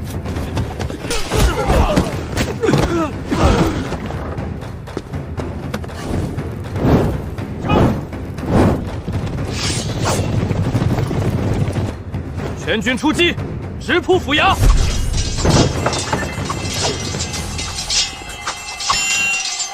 外面何事如此喧哗？单京呢？你们是什么人？为何会出现在老夫的府邸？哼哼，什么人？以后你就知道了罢了。放肆！我乃青州刺史田凯，你们敢动我？先压下去。高览，立刻带人接管4门，封锁全城，1000守军全部缴械，敢有变动者斩！末将领命。带一队精锐，直扑府库。邺城那帮狗东西克扣我们军饷，老子自己垫钱只能撑3个月。今天，咱们必须在平原县把本钱捞回来。公子放心，这平原城现在就是咱们的钱袋子。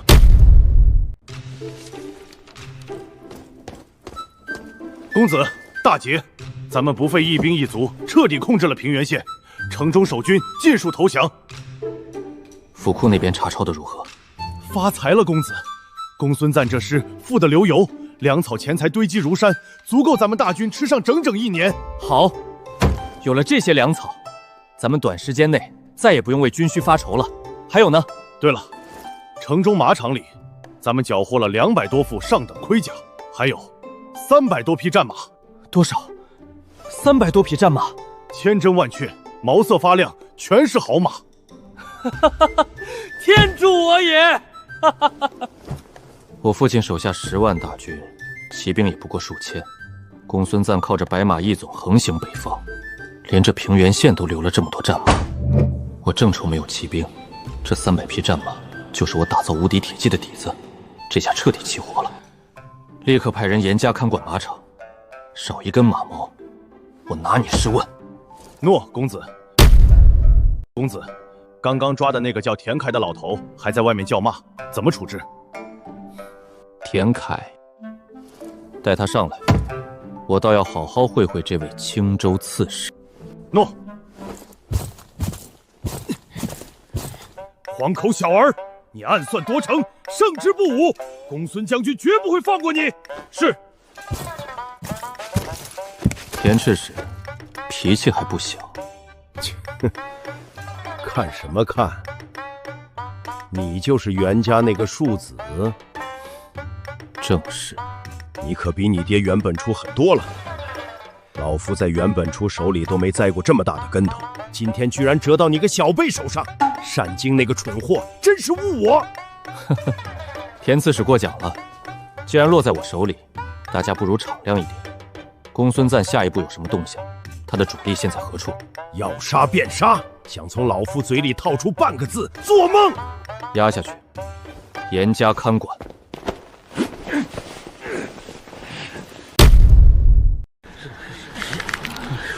我知道你们都是跟黄巾军拼过命的百战老兵，今天败给我，不是你们不中用，是你们的将帅无能。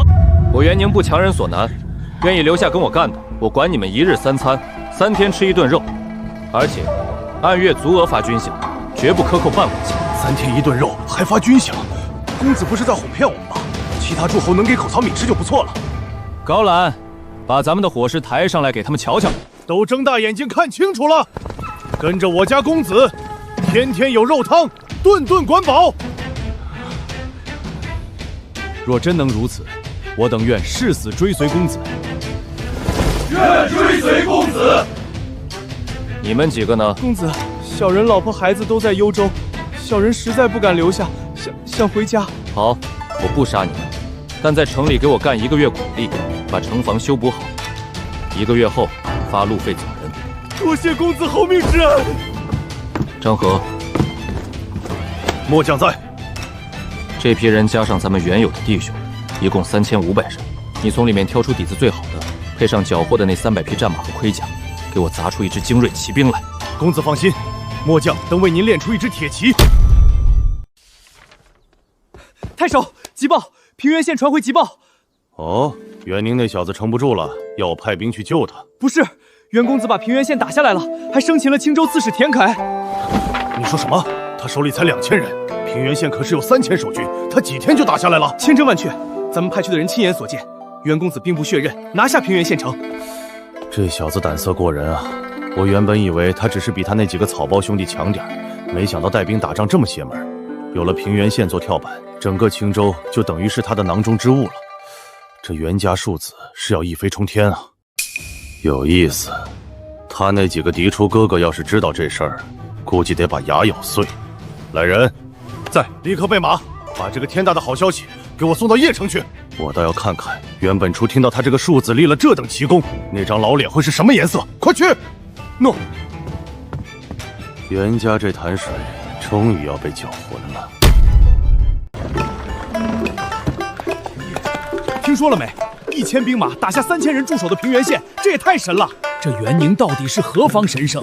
以前只听说袁公有3个嫡子，这又是哪冒出来的？听说只是个庶子，一个庶子都猛成这样，袁公真是天命所归啊！这次打公孙瓒，这袁宁怕是要一飞冲天了。二哥，这袁宁还真有点邪门，半个月就拿下了平原县。可就算他有点本事，又怎么争得过袁尚？袁尚可是袁公最疼爱的嫡子，接班是铁板钉钉的事。咱们不如现在就全力支持袁尚，说不定还能落他个人情。阿瑶啊，你眼皮子还是太浅了。二哥这话什么意思？袁尚是什么地位？我们现在贴上去，顶多算锦上添花，人家根本不会把你当成真正的心腹。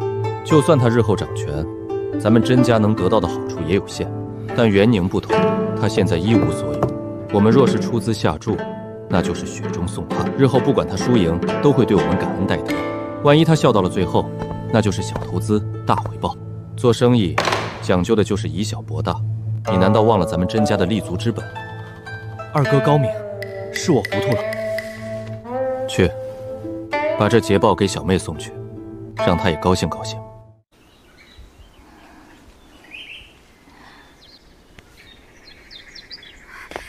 小姐，大喜事！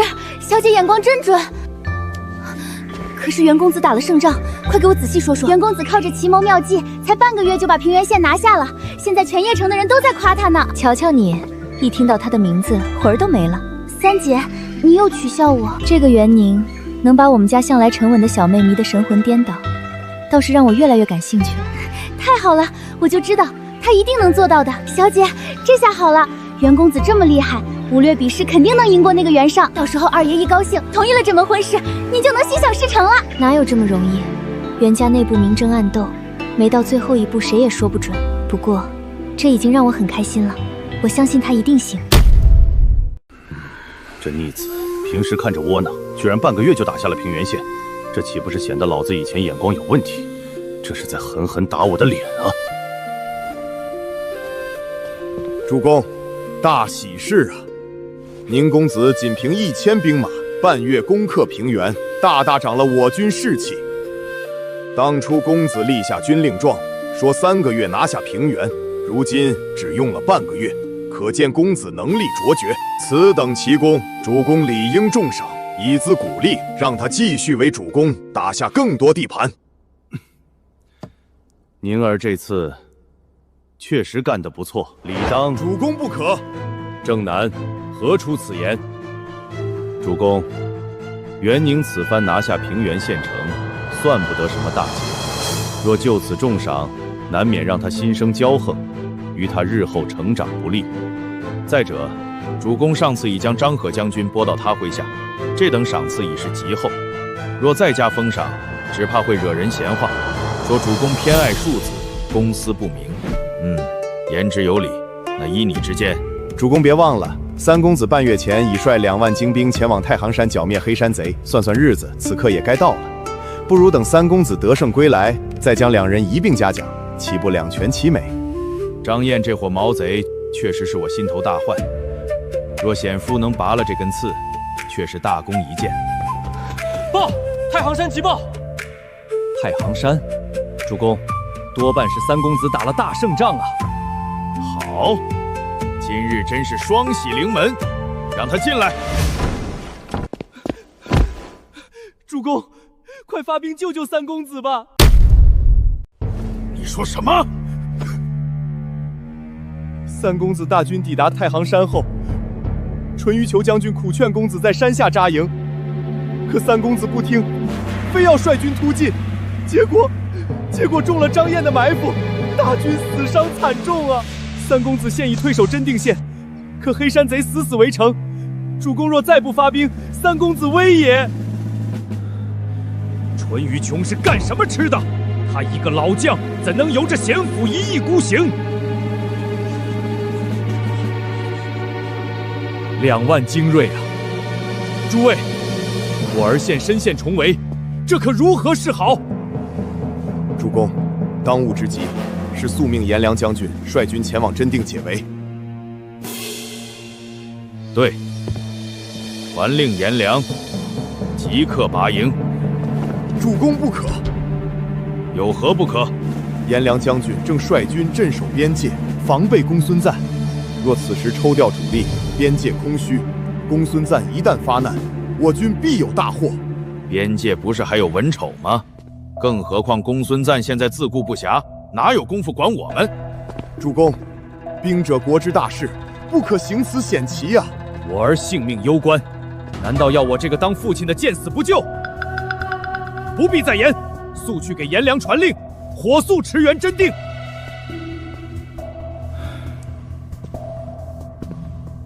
赏罚不明，任人唯亲，遇事慌乱，因私废公。原本初这等气度，终究难成霸业。看来我该早做打算了。张将军，咱们拿下平原县好几天了，公孙瓒那老狐狸不会突然发兵来咬我们一口吧？城防是不是得再加强些？公子把心放肚子里，公孙瓒现在泥菩萨过江，自身难保，哪有功夫管咱们平原县？哦，细说。公孙瓒杀了刘虞，惹了众怒，现在颜柔集结了汉胡数万兵马，主公又派了曲义将军率军会合，10万联军正围着公孙瓒打呢。他现在可没功夫管我们。原来如此，公子，公孙瓒虽不足为虑，但咱们身边还潜伏着一条恶狼。谁？北海国相孔融。孔融，孔文举。正是。2年前，孔融被黄巾军围困，是公孙瓒派刘备解的围。孔融欠公孙瓒一个天大的人情。如今咱们端了公孙瓒的平原县，孔融这时多半会打着报恩的旗号，派兵来咬咱们。孔融他不来还好，要是敢来，正好给了我一个攻打青州的理由。公子壮志凌云，可孔融再弱，手里也有上万兵名。咱们刚收编平原县，满打满算也就3000人，硬碰硬不是明智之举。3000打1万，确实有点硌牙。要想吞下孔融，就得有兵有粮。我打下平原立了这么大的功，邺城那边总该有点表示吧？战报送回邺城好几天了，怎么连个响都没有？按理说，送信的早该回转了。哼，本公子好不容易打下这平原县，给咱们那位父亲大人长了脸，他总不能连句夸奖的话都舍不得给吧？公子，喜事，大喜事啊！什么喜事？袁公派使者来了，就在府外候着呢。看见没？嘉奖这不就来了？恭喜公子，主公定是送兵马粮料来了。走，跟我去瞧瞧，这回能给我什么好东西。高览，你说的使者呢？大军呢？粮草呢？公子，这位就是主公派来的使者。想必这位就是元宁公子了，在下奉元公之命前来宣读嘉奖。有劳上使。许闻我儿打下平原，可喜可贺。初次掌军，便有此等功绩，实属不易。望再接再厉，以彰我袁氏门风。没了，没了。将军，就这？就这？我的奖励呢？兵马呢？粮草呢？最起码给点金银珠宝吧。元公为赐一兵一卒，也未给半点金银，只是让我来夸你几句。将军息怒，我他妈！老子拼死拼活打下平原县，就给我画个大饼，这也太抠门了吧！这可是主公派来的使者，得罪不得。多谢父亲勉励，有劳使者不远千里跑这一趟，快请金营喝杯热茶，歇歇脚。不了，在下已向元公辞官，打算返回颍川老斋，就不在此地久留了，告辞。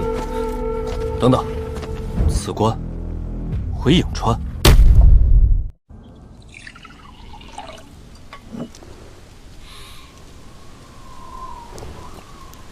好巧，风啸啊，你我虽是初识，我却觉得一见如故。实不相瞒，我眼下可是坐在火山口上啊。哦，公子新盛，正该春风得意，何来火山一说？风啸有所不知，我夺了平原，公孙瓒那老狐狸必欲除我而后快，还有那北海相孔融，随时可能来咬我一口。眼下我孤立无援，粮草短缺，若是没有破局之法，恐怕这平原县我是守不住了。这水酒淡了些，不过倒也解渴。公子，按理说我不该多嘴，既然你问了，你这平原县，你这点兵力确实守不住。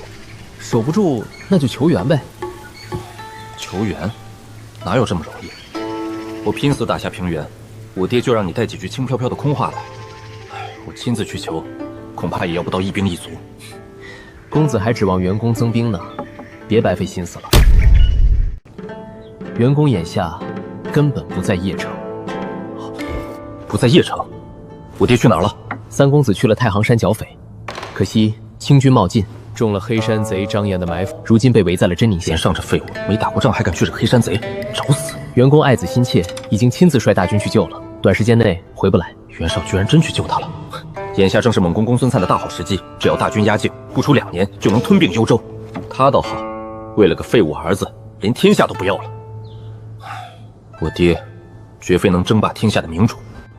公子，这话可是大逆不道，要是传到元公耳朵里，对你可大大不利。我这军营里都是我过命的兄弟，我爹听不见。再说了，风啸，我也没把你当外人啊。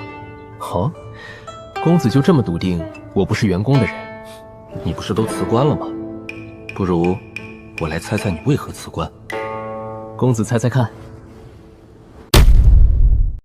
凤啸有王佐之才，却在我爹手下当个微末书佐，连议事的资格都没有。换我也走。更何况我爹麾下派系林立，互相倾轧，他本人又多疑寡断，见小利而忘义。跟着这种毫无胸襟气度的人，别说一统天下，就是坐稳这河北都难。你能不走吗？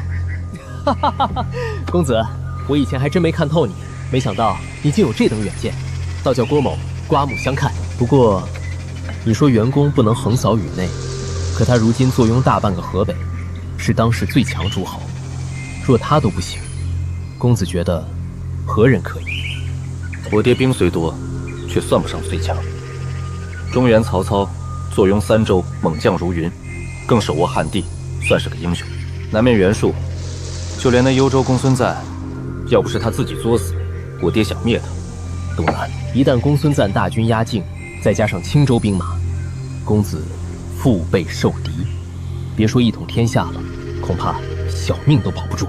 袁绍这个老糊涂，为了救袁尚那个废物，居然把边境的兵撤了。只见过坑爹的，没见过坑儿子的。这下真被推到火坑里了。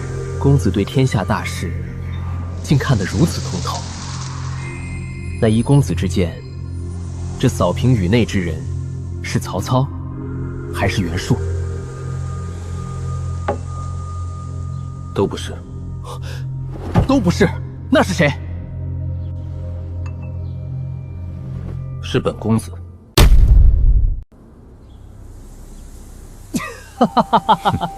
公子还真是有趣，不知者无畏。这话放在公子身上倒也贴切。看奉孝的样子，是觉得我在说大话。横扫天下可不是靠嘴皮子，那得是一刀一枪踩着天下诸侯的白骨爬上去的。公子现在不过占了一个小小的平原县，麾下3000老弱残兵，别说争霸天下，就是跟您那几个兄弟争家业，恐怕都费劲吧。接着说，公子还是先操心操心眼前这个死局吧。你打下平原，抓了青州刺史，确实让人刮目相看。但这平原县地处幽青2州交界，青州各路兵马为了救刺史，必然马上杀过来。兵来将挡，水来土掩。若只是青州也就罢了，公子别忘袁公为了救3公子，把防备幽州的兵力抽掉了大半。你刚刚斩了公孙瓒的大将，夺了他的城池，公孙瓒岂能放过你？奉孝说的不错，这局势确实凶险，不过这也并非解不开的死局。哦，公子还有破局之法？奉孝，敢不敢跟我打个赌？打赌？赌什么？就赌我能不能解了眼下这腹背受敌的死局。再赌，我能不能在半年之内打下整个青州。公子好大的口气！既然要赌，赌注是什么？总不能是拿郭某消遣吧？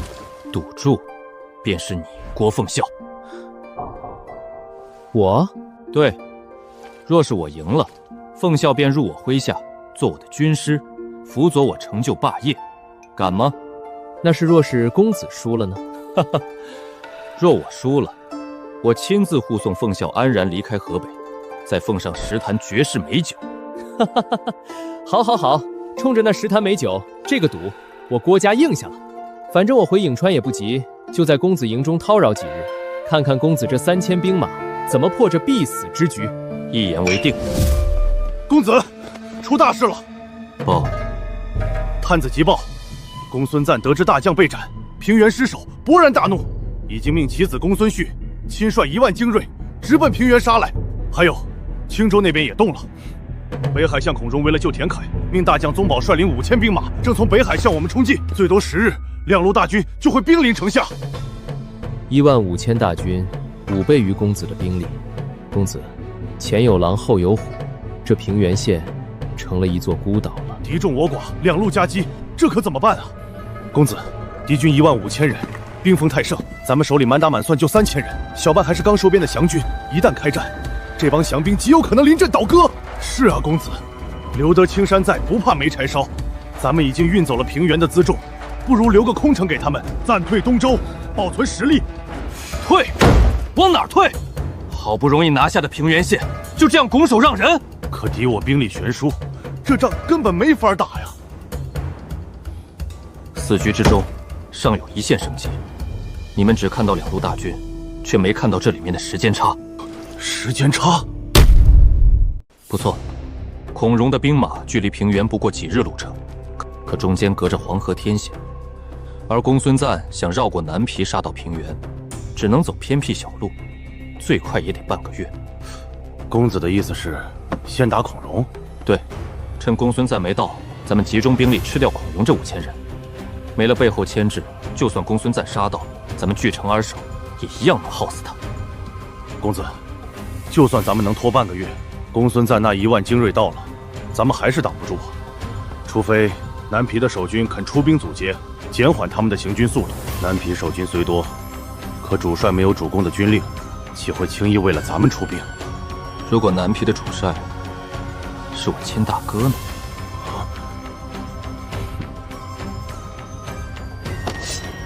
事不宜迟，我亲自去一趟南皮。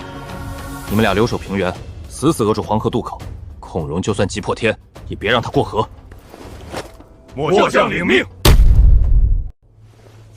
文将军，斥候刚传回消息，公孙瓒不知发了什么疯，派了1万兵马绕路往南边去了。哼，他被联军死死围在义京，连个头都不敢冒。这时候还有功夫派兵去青州，不怕联军袭营了？我也觉得蹊跷，但他在青州还有步从，或许是想给自己留条后路。文将军，咱们要不要派人去半路截杀？没这必要。哦，为何？前几日主公刚抽调走颜良将军和2万大军，如今南皮只剩2万守军。若是咱们贸然分兵出击，南皮空虚，岂不给了公孙瓒可乘之机？将军言之有理。摸不透这诱饵的虚实，就不去趟这浑船。当务之急是固守南皮，等幽州战事结束，再听主公定夺。好，就依将军所言。大公子，门外有人求见。什么人？他说他是您的弟弟。弟弟？袁熙不是在邺城养伤吗？袁尚？也不对，他被黑山贼围困在真定，怎么可能到这儿来？那还能是谁？还能是谁？多半是袁宁那小子。原来是他。让他进来。是。宁弟，什么风把你吹到我这南提城来了？袁宁拜见大哥，见过文将军。袁谭与我虽然有些交情，但是想要找他帮忙，他未必会答应，得想个办法了。宁弟，你最近可是风头无两啊！听闻你仅率1000兵马就打下了平原县城，这可是了不得的功绩。快给大哥说说，你是如何拿下的？这些事大哥估计早就听说了，我再说一遍，岂不是在大哥面前班门弄斧？哼！更何况，小弟这次专程来南皮找大哥，是为了另一桩要紧事。找我？什么事？几日前，我收到消息，袁尚攻打黑山贼势力被困在了真定县，此事大哥可知晓？我还以为什么事，就这个。袁尚这厮轻敌冒进，被黑山贼打成这副德行，还得劳烦父亲亲自率兵去营救。经此一役，他必然会在父亲心里留下极为不堪的印象。这继承人的位子，恐怕他是无望了。大哥，小弟认为此事却恰恰相反。宁弟，你这话什么意思？为何这般认为？大哥只需要想一想，换作是你我，或者是二哥被困在真定，父亲会不会抛下大局，亲自率领主力大军前去营救？这次父亲亲自去救他，不但不会让他失宠，反而会让父亲麾下那些见风使舵的幕僚们看清形势，他们会认定袁尚就是未来，从而死心塌地投靠到他的麾下。到时候绝大部分的重臣都支持袁尚。大哥，你觉得你还有机会吗？好个袁尚，吃了败仗竟然还能因祸得福！不过大哥也不必太过焦虑，现在还没到那种时候，大哥还有机会。我这次来就是专程来帮大哥你的。帮我？对，大哥也知道我与袁尚立下了军令状比试，若是他日后掌权了，绝对没我的好日子过，我自然不愿意看到他上位。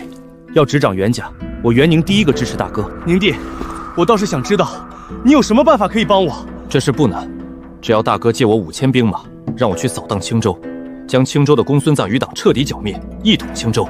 到时候弟弟我的风头一定能盖过袁尚，就算有父亲疼爱，也会有无数人站出来反对立他为嗣，这是一举3得的好计。借你5000兵马。宁弟，你太看得起大哥了。先不说我有没有5000兵马借你，就算有，你觉得父亲能准许我把兵借给你？你这想法未免太异想天开了。早知道你不会答应，先抛出一个难的，你不答应，等我说的简单的，你就不好拒绝了。大哥说的是，就算大哥愿意，父亲那边也绝不会答应，不过小弟还有一事，不知大哥能否相助？说吧，什么事儿？公孙瓒派了一支兵马南下青州，这事大哥可听说了？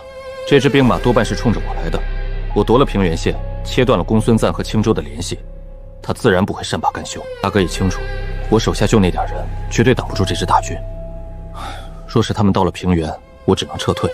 别说进攻青州的公孙瓒余党，连平原县都保不住。到时候这武略比试，我必输无疑。大哥，我准备率军进攻济南郡，不能在此久留。能不能请大哥帮小弟挡住这支援军？就算挡不住，拖延一二，让他们晚些到平原，也是莫大的恩情。此事为兄可以答应。你放心去吧，我会派人去阻拦。至于能不能拦住，我就不敢保证了。若是小弟没记错，大哥是父亲亲封的青州刺史。等弟弟打下青州，大哥这青州刺史的名头才算名正言顺。好，宁弟有这份心，大哥我就知足了。你别急着走，去我的武库里带些军械，我那儿还有一批闲置的弓弩，你打青州肯定用得上。多谢大哥，小弟这就去。公子，你当真要去拦公孙瓒的人马？这可是替他人做嫁衣。袁宁刚才说的对，父亲这次兴师动众去救袁尚，信号太明显了。我们若是坐以待毙，不知会有多少人倒向那小子。帮袁宁，就是帮我们自己。可是公子，万一袁宁真打下了青州，让他做大了怎么办？哈哈哈，文将军你多虑了，一个数字而已，就算做大了又如何？他有什么资格跟我争？一举三得的好事，怎么看都必须去做。既然如此，末将愿亲自带队，率3000铁骑前去截杀。好，有文将军亲自出马，此事必定马到成功。公子，这是大公子吩咐的50副长弓，请您查收。好弓，这趟南皮真是没白来。袁谭这老小子还算有点兄弟之情，等我以后上位了，这个人情倒可以还给他。带上东西，立刻回平原。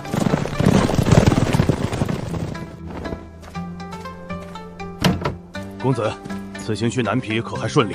大公子答应出兵了。不仅答应了，走的时候还送了我50副上好的长弓。他会派兵去拦公孙旭，咱们的压力能轻不少。太好了，有大公子挡着公孙旭，咱们只需死守平原，等孔融那5000人马粮草耗尽，危机自解。守？我可没打算守。平原县东北方向的安德县距离不远，更是渤海郡通往这里的重要通道。我决定明日出兵攻打安德。公子不可呀，咱们满打满算也就3000多兵马，防守平原尚且捉襟见肘，哪还有余力去打安德？是啊，公子。安德虽只有数百守军，但城高墙坚，一旦久攻不下，咱们主力疲于奔命，平原县可就空虚了。平原县城池坚固，粮草充足，咱们闭门不出，耗个3-5个月不成问题。主动出击，在野外跟敌军硬碰硬，万一损兵折将，全盘皆输啊！张将军，你以为龟缩在城里就能活命？最好的防守是进攻。我大哥就算出兵，万一没拦住公孙瓒的援军怎么办？等公孙瓒的人马和孔融那5000人在平原城下会合，那就是5倍于我们的兵力。到那时，平原就是个铁桶，咱们就是桶里的王八，除了等死，还有第二条路吗？那公子非要打安德县，究竟是何用意？安德是附近的重镇，也是连通北海的要冲。我们大军围住安德，公孙瓒的人马一到，第一时间就能收到消息。更何况，我围安德是假，我真正的目标是孔融那5000兵马。公子此计简直太妙了。张兄，公子，你们打什么哑谜呢？怎么就妙了？高将军，孔融虽有5000人，但他不敢轻易强攻平原，因为没有把握。这里也是会合公孙瓒的必经之路。如果孔融半路上听说我们正在死磕安德县，你猜他会怎么做？他肯定急了，必定会阵脚大乱，加快行军速度赶来救援。没错，人在着急赶路的时候破绽最大。我们只需在他们必经之路上设下伏兵，就能打他们个措手不及。到时候就算兵力悬殊，咱们的赢面也极大。区5000人马不足为虑。公子深谋远虑，短短几日竟想出如此破敌妙计，亏我和高将军还在发愁如何死守，这下全盘接活了。既然明白了，事不宜迟，立刻去准备，明日一早大军开拔。另外，把咱们练的骑兵分出一部分当斥候，全部撒出去。诺。平原郡方圆100里，任何兵马调动的风吹草动，我都要一清二楚。末将领命。孔融，你这5000人马的开胃菜，我吃定了。张县令，不好了，出大事了！慌什么？天塌下来了不成？平原县的探子传回急报，元宁的煞兄亲率3000大军，正朝我们安德杀来。冲我们来的？顶多2日的功夫就要兵临城下了。大人，咱们就500-600号人，大半还是些勇将平长。平原县那么厚实的城墙都挡不住他，咱们这小破城怎么守？不如咱们弃城，逃去济南郡吧。放屁！弃城就是死罪，可留下来也是等死啊！死不了。你以为元宁是猛虎下山？他这是大难临头，自寻死路。我昨日刚得密报，孔北海麾下大将宗保已率5000精兵抵达济南郡，距离我们只有1河之隔。另外，主公的1万大军也在路上。元宁这是知道大军压令，狗急跳墙了。只要我们死守几日，等援军一到，他就是瓮中之鳖。可就咱们这几百号人，拿什么死守啊？所以要快。你即刻派快马去济南郡求见宗保将军，告诉他元宁倾巢而出，让他火速带人驰援安德。只要宗保大军赶到，趁机截断他的退路，5000大军将安德县一围，元宁必败无疑。县令英明，卑职这就去办。元宁啊元宁，你这块硬骨头就留给宗保去啃吧。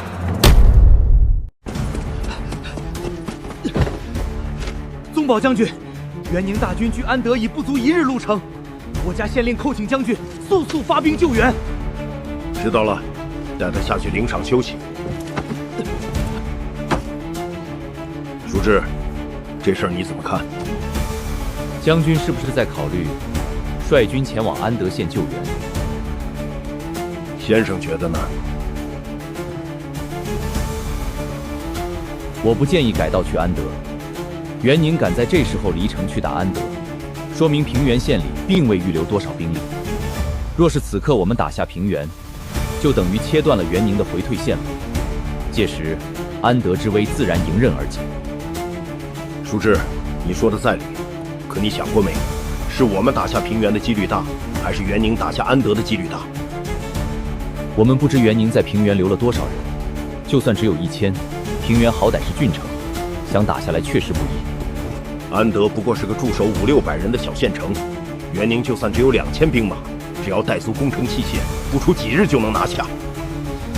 将军的意思是，万一我们在平原城下久攻不更，元宁却拿下了安德，反过头来杀我们一个回马枪。没错，到时候麻烦的就是我们了。所以改道去安德，既能截断元宁返回平原的退路，还能救下安德县，岂不美哉？将军，元宁这个时候打安德，本身就透着古怪。他兵力不多，不在平原死守，反而跑来打野战。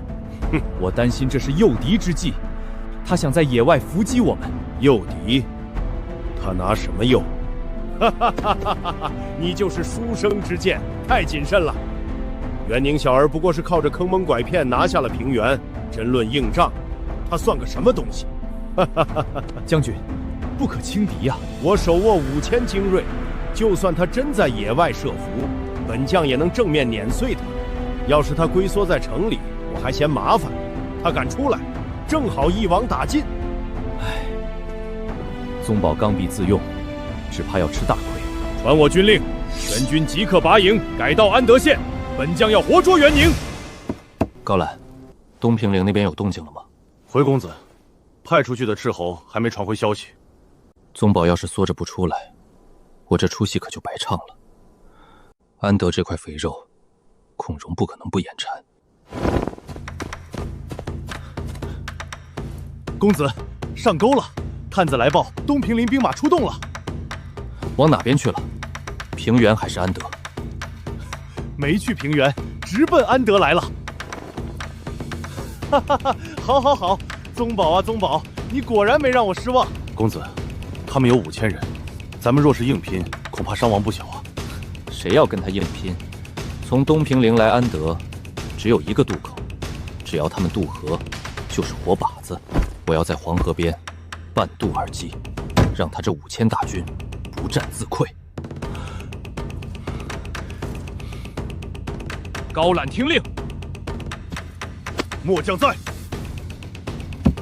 你带500人留在安德，继续虚张声势，给我死死盯在这里做掩护。张合，带上剩下所有兵马，火速随我赶赴黄河边。我要让宗保的大军全部葬身黄河。末将领命。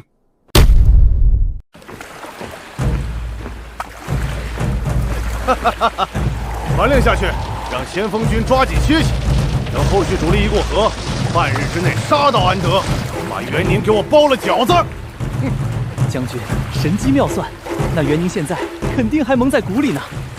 哼哼，跳梁小丑罢了。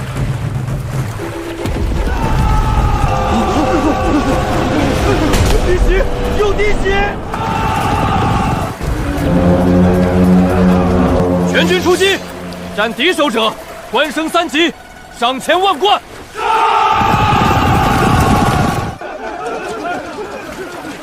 弟媳，有埋伏！是袁宁，是袁宁的兵马！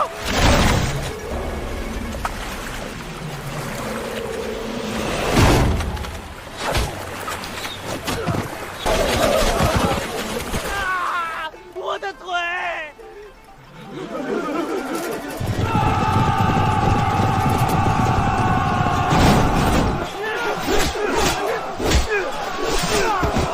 怎么回事？到底怎么回事？袁宁他怎么会在这里？将军，是埋伏，半渡而击，我们中计了。将军，不能再犹豫了，快鸣金收兵，能撤回来多少是多少。再晚一步，这2000人就全军覆没了。鸣金，给老子鸣金撤退！让开，快上船！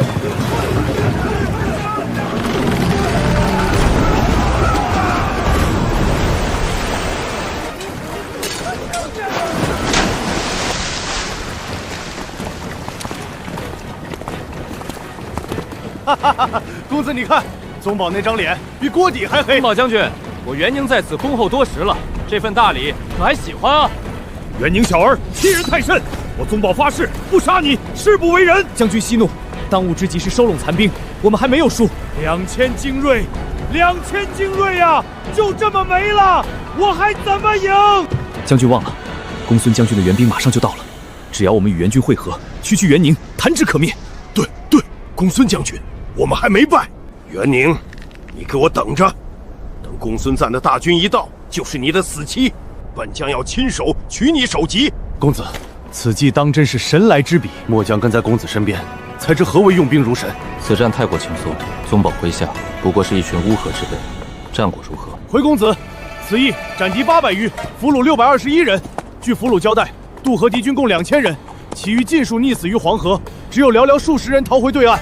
我军伤亡了？我军仅阵亡27人，伤40余人，皆为轻伤。公子麾下将士经历此战洗礼，已然是真正的精锐。以1000对2000，几乎完胜。是宗保太菜，还是我真的有几分天分？你们的武器还给你们，现在给我冲！第一个登上城楼的，不仅无罪释放，还可入我麾下，但有后退者，杀无赦。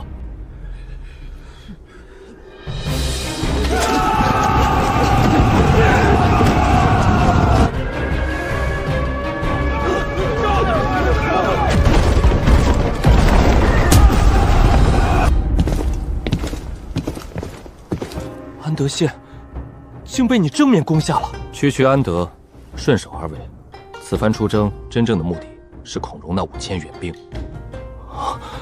冯笑，宗保的5000人已在黄河边折损过半，宗保已不足为虑。围魏救赵，你真正的目标从一开始就是宗保的大军。公子，你可真是让我刮目相看。哈哈哈哈哈！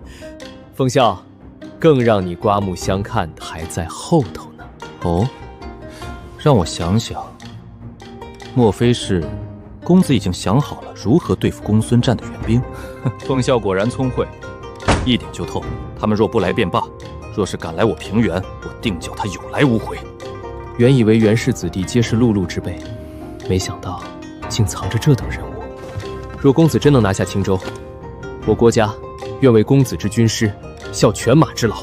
好，凤萧一言为定，驷马难追。公子，南皮急信是大公子派人送来的。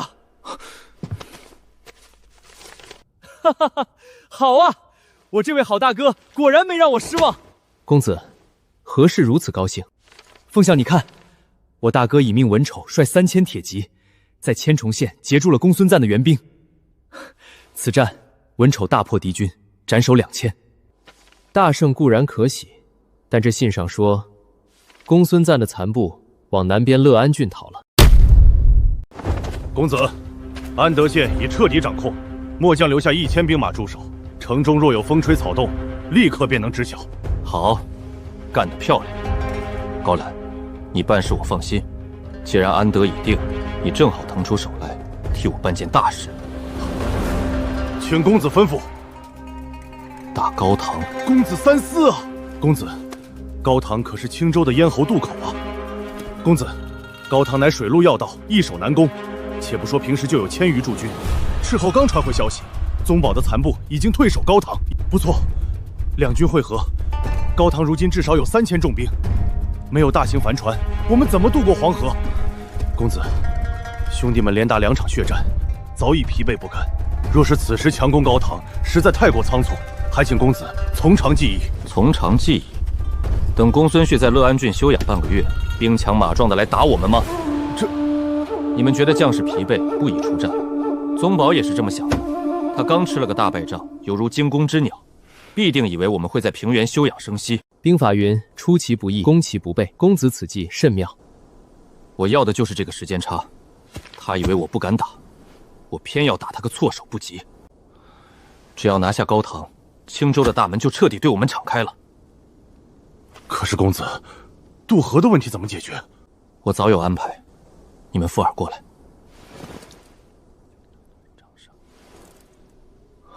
妙啊！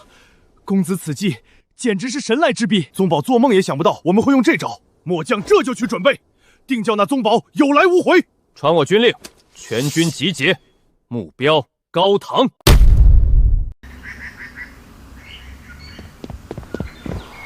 家主，平原郡急报。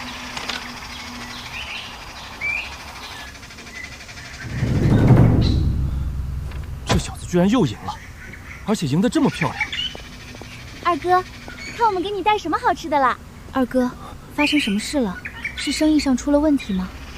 不，是你的心上人又给咱们送来一份大惊喜。他，袁宁他怎么了？是不是又打赢了？快告诉我！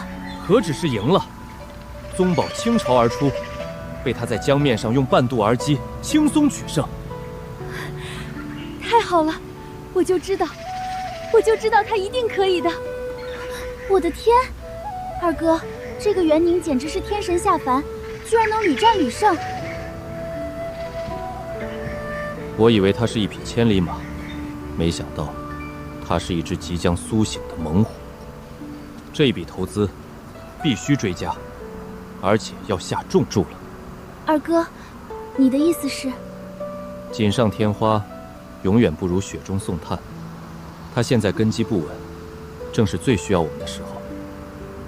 这场豪赌，我们甄家加注了。报！相国，前线急报！慌什么？可是宗保将军大破敌军，传回捷报了。相国，宗将军在黄河边遭遇埋伏，5000大军折损过半。宗将军带着残部已经退守高唐了。你说什么？ 5000大军折损过半，千真万确，贼军狡诈，宗将军被打了个措手不及呀！宗保乃我麾下第一猛将，怎么会败得如此凄惨？那袁宁究竟是何方神圣？庶子误我，宗保啊宗保，你太让我失望了。出师未捷，竟遭此大败。田刺史危在旦夕，如今我军大败，想要解救田刺史，这青州的局势怕是难了。庶子误我，只可惜武安国不在，要是他亲自领兵，定能砍了袁宁小儿。国相息怒，宗保将军虽遭遇溃败，但残部尚存，高唐并未失守，咱们还有机会。机会？现在兵无战心，将无斗志，咱们上哪儿找人去支援他？国相难道忘了上次替我们去平原县找刘玄德求援的那位义士？你是说东来太史慈？子义确实勇冠三军，可他上次帮完我们，就借口南下游历，离开了青州。这天下之大，犹如大海捞针，上哪儿找去？国相放心，我刚得到确切消息，半个月前，太史慈的母亲病重，他已经回黄县伺候老母亲了。当真？千真万确。国相，只要您亲自前往黄县，放下身段拜会其母，太史慈至孝定能感念您的恩情，出山相助。哈哈哈哈！天不亡我！常旭立刻备马，我们即刻启程去黄县。公子，咱们把平原县的兵力全抽空了，就凑了这3000人，如今连艘像样的大船都没有，真要强渡高唐？谁说我要强渡了？不强渡，那这3000人，还有这满船的草人。张将军，这叫攻心。宗保现在就像一条疯狗，急着咬人挽回颜面。大型楼船咱们造不出，只能用这小舟，硬拼水战，咱们占不到便宜。既然如此，那就陪他玩玩消耗战。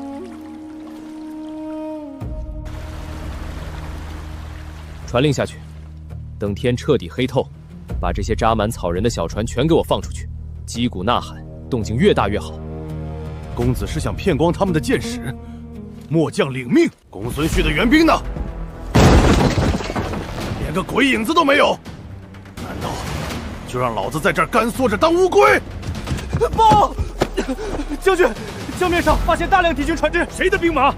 是不是袁宁那小畜生？天太黑，看不清具体兵力，但船上打着的的确是袁自奇，密密麻麻，正朝渡口逼近。哈哈哈，好得很！老子没去找他，他倒是自己送上门来找死了。传我军令，全军立刻到渡口集结，登船迎敌。今晚我要拿袁宁的脑袋当夜壶。将军且慢。舒志，你又有什么事？难道要拦我杀敌？将军，袁宁区3000兵马，前次在安德设伏已是出其不意。他刚打完胜仗，不在平原镇休养，怎么敢突然连夜走水路强攻高唐？这其中必有诈。哼，军师你就是胆子太小，能有什么诈？多半是那袁宁小儿飘了。上次让他赢得太轻松，他真把我们当成随意拿捏的软柿子了。可他手中根本没有大型战船，以江面水战攻我高唐，这不是找死吗？以我之见，绝对不能贸然出击，先看看对方到底耍什么花样。行，上次没听你的吃了大亏，这次我听你的。走，先去渡口看看情况。哼，还真是袁宁的兵马，看这阵仗，起码动员了2000人以上。将军，敌军船只正在向我军靠近，是否立刻下令出击？好，全军准备。慢着，不急，让他们再靠近一些。舒志，你到底想干什么？既然袁宁狂妄到赶来送死，我们就在这高唐城好好陪他玩玩，不用急着正面交战。传令弓箭手，全部上码头，先射他一轮。等箭矢消耗敌军大量兵力，士气大跌，我们再登船作战，此战必破。哈哈哈，好计策，还是军师想的周到，就这么办。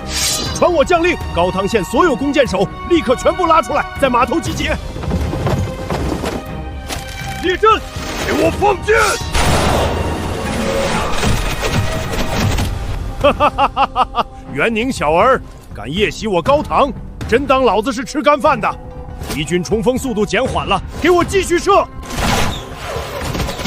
再射，再射！给我把他们的船射成筛子，我看他3000人能撑得住几轮。不对，很不对劲。怎么了？敌军都被我们压得抬不起头了。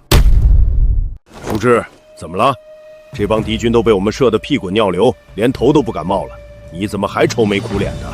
不对，将军，你仔细听。听什么？惨叫声。我们射了不下几千支箭，就算大部分落空，也总该有中箭的吧？可江面上连半点哀嚎都听不到。对呀，怎么一点动静都没有？除非这船上根本就没有活人。没有活人？难道我们又中计了？不可能！我明明看到船上站满了士兵。将军，管他有没有人，既然他们不敢动，咱们干脆点燃箭矢，以火攻牵制敌船，看他们还如何进攻高塘。对对对，放火箭，给老子烧死他们！看袁宁那小儿还怎么得意！不可，万万不可！为何不可？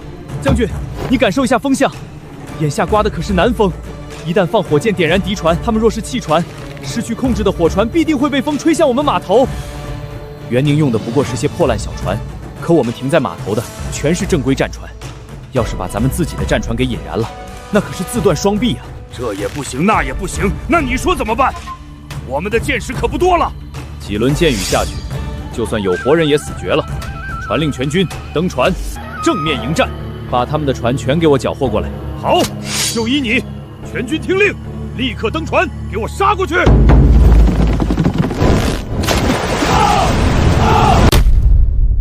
哈哈，将军，你看，宗保这个蠢货果然又上当了。公子神机妙算，用草船诱敌出城，这计策绝了。我麾下只有3000兵马，强攻高塘渡口无异于送死。既然不能强攻，那就只能把他们引到江面上来打。公子特意挑了这个南风天，就是算准了王修多疑，不敢轻易放火箭烧船。张将军，你看那边，是高览将军的骑兵，他们已经绕到敌军后方了。宗保倾巢而出，城中空虚。等江面上大火一烧，高览直接突袭他们后方，高塘渡口今夜必破。弓箭手准备。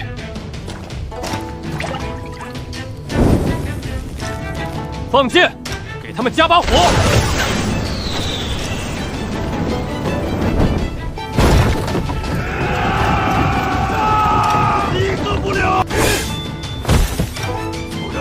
全是草人，中计了！船上根本没人，全是草人！快，把船都划回去！就算全是草人，把船带走也是大功一件。不好，情况不对，敌军发动攻势了！快撤离，事态失控了！火攻，敌军用火攻了！快让将军把船掉头！不可能！袁宁怎么会自己动用火攻？他的船都不要了吗？他袁宁就是用船只射饵引我们上钩啊！撤！快下令撤退，让所有人都撤回来！来不及了，船全挤在一块儿，根本掉不了头。启禀将军，大事不好！高塘县外突然出现大量敌军骑兵，正朝码头杀来，不足3里了。什么？袁宁的人马什么时候渡的河？他哪儿来的骑兵？来了多少人？天太黑看不清，但听动静，至少有数百骑。数百骑兵，袁宁小儿思虑好生毒辣，不但火烧高塘，还要断我们后路。我命休矣！既然退无可退，那就跟他拼了！舒志，掩护大军撤退的事交给你了。我现在带剩下的人去拦住那帮骑兵，给大军争取时间。将军保重！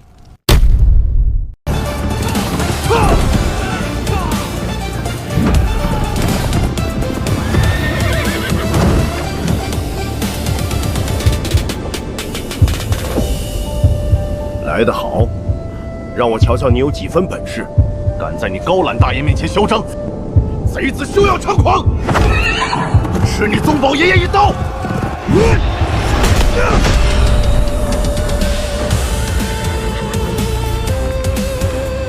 好大的力气！就这点本事也敢拦我？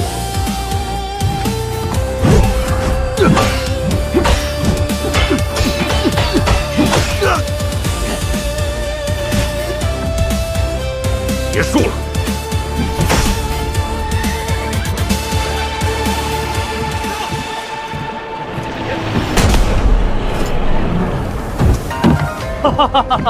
高将军，此战夺取高唐，以镇斩宗保，居首功。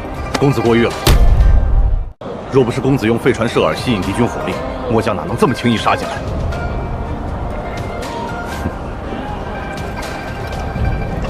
宗保那个蠢货，真以为我会烧自己的主力战船？我不过是用几条破木船换了他这几十艘精良战船。经高唐渡口以下，整个济南郡的大门对我们敞开了。公子，高唐虽下，但战机稍纵即逝。张将军有何高见？宗保已死，敌军群龙无首，残兵正往东平陵方向逃窜。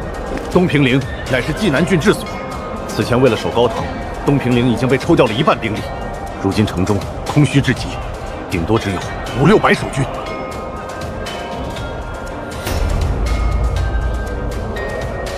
你的意思是打时间差？正是，趁这帮败军还没逃回城，我们一鼓作气，直接拿下东平陵。高将军拿了首功，这打东平陵的差事交给我。好，麾下3000儿郎正士气如虹。张将军，我命你即刻率军奇袭东平陵，拿下了他，我亲自为你请功。末将领命。快，都别停下！只要逃回东平陵，我们就能喘口气。大人，弟兄们跑不动了，东平陵还有多远啊？再跑10里。等回了城，我立刻向孔融大人求援。袁宁小儿，我定要让他血债血偿。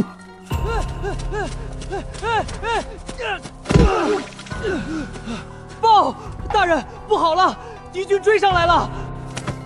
什么？来了多少人？黑压压一片，少说也有2000精锐，正朝着我们的方向扑来。完了，我们这区区几百残兵，拿什么挡2000人？死定了！等等，2000人？袁宁刚打下高唐，不需要派这么多人追杀我们这几百条丧家之犬。他们的目标绝不是我，而是兵力空虚的东平陵。全军听令，立刻放弃前往东平陵，全体改道，向北撤往台县。大人，东平陵不要了！你懂个屁！他们是冲着城池去的，我们现在回东平陵就是自寻死路。改道，快！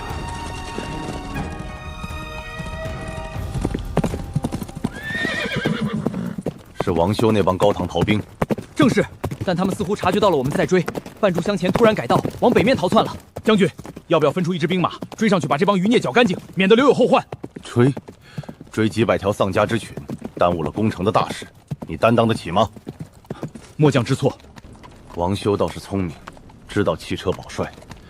既然他们主动把路让开，也省得我们浪费力气。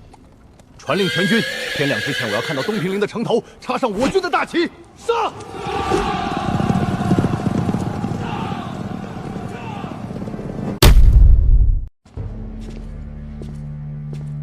问清楚没？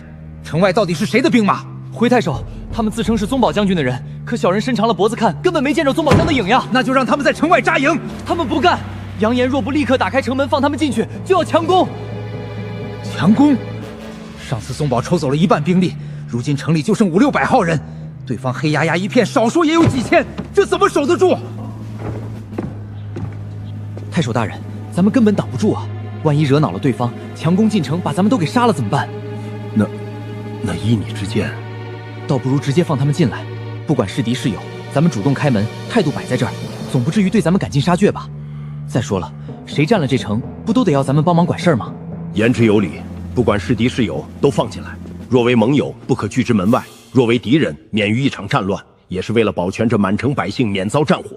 去，传令开城门。遵命。哼，一群贪生怕死的软骨头！全军听令，进城，接管城防，把城里的官吏全给我看押起来。到。启禀将军，城外突然出现一支兵马，请将军定夺。什么人？可曾谈问？对方打着孔融的旗号，说是去支援高陶的援兵，足有3000人马。孔融的援军，3000人，好险！要是公子晚2天打高唐，等这帮人到了，胜负可就难算了。来的真不是时候。领军的是何人？那人自称太史慈。太史慈，孔融手下有这号人？走，随我上城楼看看。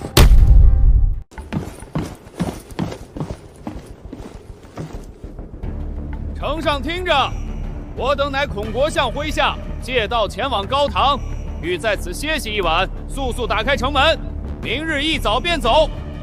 要是放你们进来，城池易主的事就露馅了。不过既然送上门来，岂有轻易放走的道理？城下的兄弟，你们统帅可在？上前2步答话。此人举手投足间透着万钧之力，绝对是个顶尖高手。就算是我，对上他恐怕也没有必胜的把握。阁下莫非就是太史慈将军？不敢当，算不得什么将军，不过是受孔国相所托，为其分忧解难罢了。将军，大军路过宝地，想要在此地借宿一日，最好能为我等准备一些粮草辎重。我等还要尽快赶赴高唐会合宗保将军。将军说笑了，你们要进城的话，确实有些为难了。城中不算宽阔，加之最近青州不太平，没有太守的命令，我们不敢轻易放大军入阵。那依将军之见，当如何？不如这样吧，将军带几名亲信进城，随我去面见太守。若是将军能够说服太守让大军入城，我等自然没有意见。如何？只要把你这个主帅骗进来，关门打狗也好，瓮中捉鳖也罢，必定能将你拿下。到时候城外群龙无首，必定不战自降。这恐怕不好啊！既然太守不愿意让我等入城，那此事便作罢。我的人在城外安营扎寨也可。明日一早，我们就离开东平陵，直奔高唐而去。告辞。真是可惜了，既然无法轻易骗进来，那就只能硬杀了。传令下去，今夜出城劫营。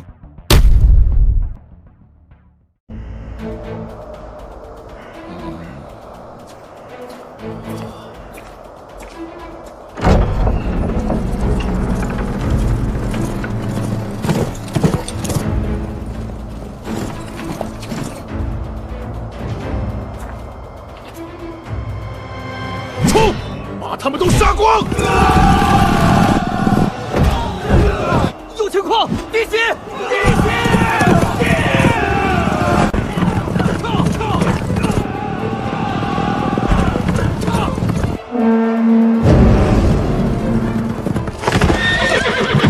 今日我一到县城，就察觉城楼上的守备兵马明显不对。哼，居然被发现了！看来下午的时候你们就已经知道了。你是怎么发现的？东平陵，据我所知，只有1000余守军，数量、调动、守备位置，加之你刻意让我进入城中，我已经心生戒备。本来只是多留了一个心眼，没想到预感成真。你们是什么人？我们是元宁公子麾下兵马，本将军看你也是个人才，可愿转投我家公子？我家公子最是礼贤下士，以你的才干，封侯拜相不在话下。元宁的兵马出现在这里，高唐已经凶多吉少，宗保将军恐怕已经战败了。怎么样，考虑的如何？哼，我受人所托，断然不会做出临阵投敌的事情。少废话了，让我瞧瞧你有几分本事，敢如此大言不惭！敬酒不吃吃罚酒！上！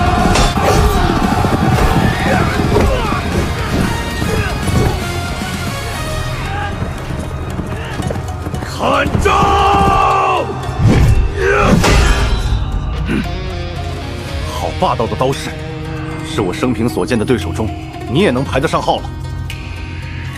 虽不及那刘玄德的二弟关羽，却也是一位厉害的猛将。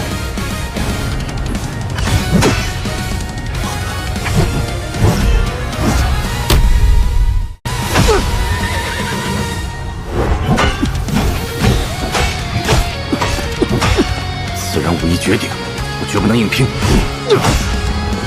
只要缠住他，等大军杀进敌兵便可。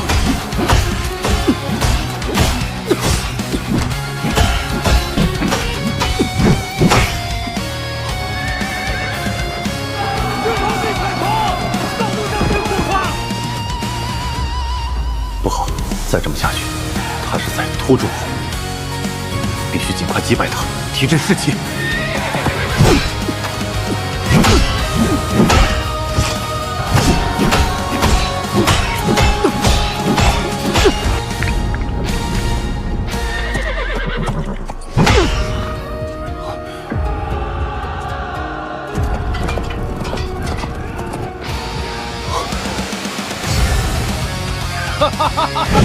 将士们，我们的援兵来啦！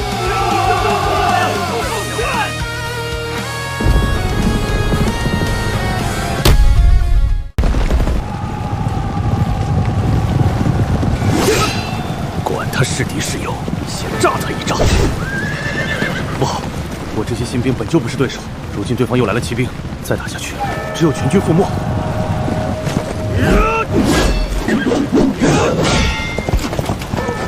这次就到此为止，后会有期。吹号，撤！不知是敌是友，贸然追击，恐遭夹击，先回城。收拢兵马，放弃打扫战场，全军速速退回城中。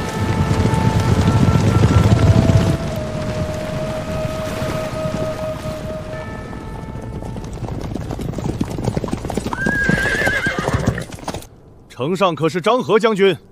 我乃高览，奉公子之命前来支援。军义，我估摸着你这会儿应该打下东平陵了，所以率兵前来支援你。看来你已经得手了。原来是公子，快打开城门，恭迎公子入城。张将军，恭喜啊！夺取东平陵，你可是立下大功了。侥幸侥幸，若不是公子和高将军突然赶到，我今天恐怕要在东平陵栽一个大跟头了。哦，此话怎讲？事情的经过就是如此，难怪我们来的时候好像看见城外有兵马交战的痕迹。我还以为是张将军你攻城的战事没结束，没想到是另一场恶战。那孔融派来的援军为首的将领叫什么名字？你与他交手，感觉如何？此人武艺绝顶，我与他交手近30回合，竟占不到半点便宜，是我生平罕见的猛将。他叫什么？他说他叫太史慈。果然是他。公子知晓此人？何止知晓，此人本是东来郡中小吏，为避祸端远走辽东，练就一身本事。你们下次再遇到他，务必小心他的剑术，那才叫出神入化。真正让我记住他的，是几年前黄巾残党围困北海，孔融束手无策，就是这个太史慈单枪匹马杀出重围，去平原郡请来了刘备的援兵。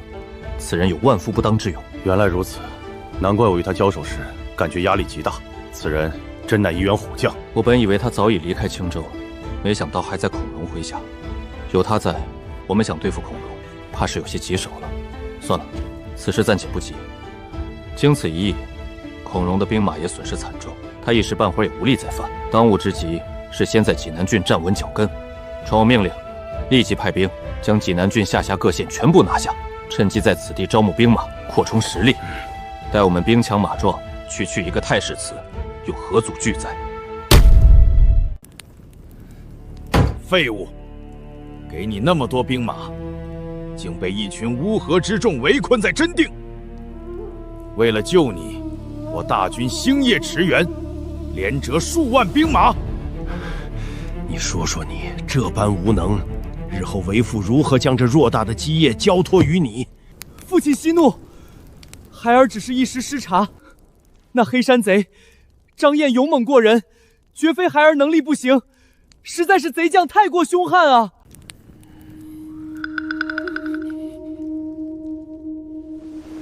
主公息怒，此次事件确实不能全怪三公子办事不力。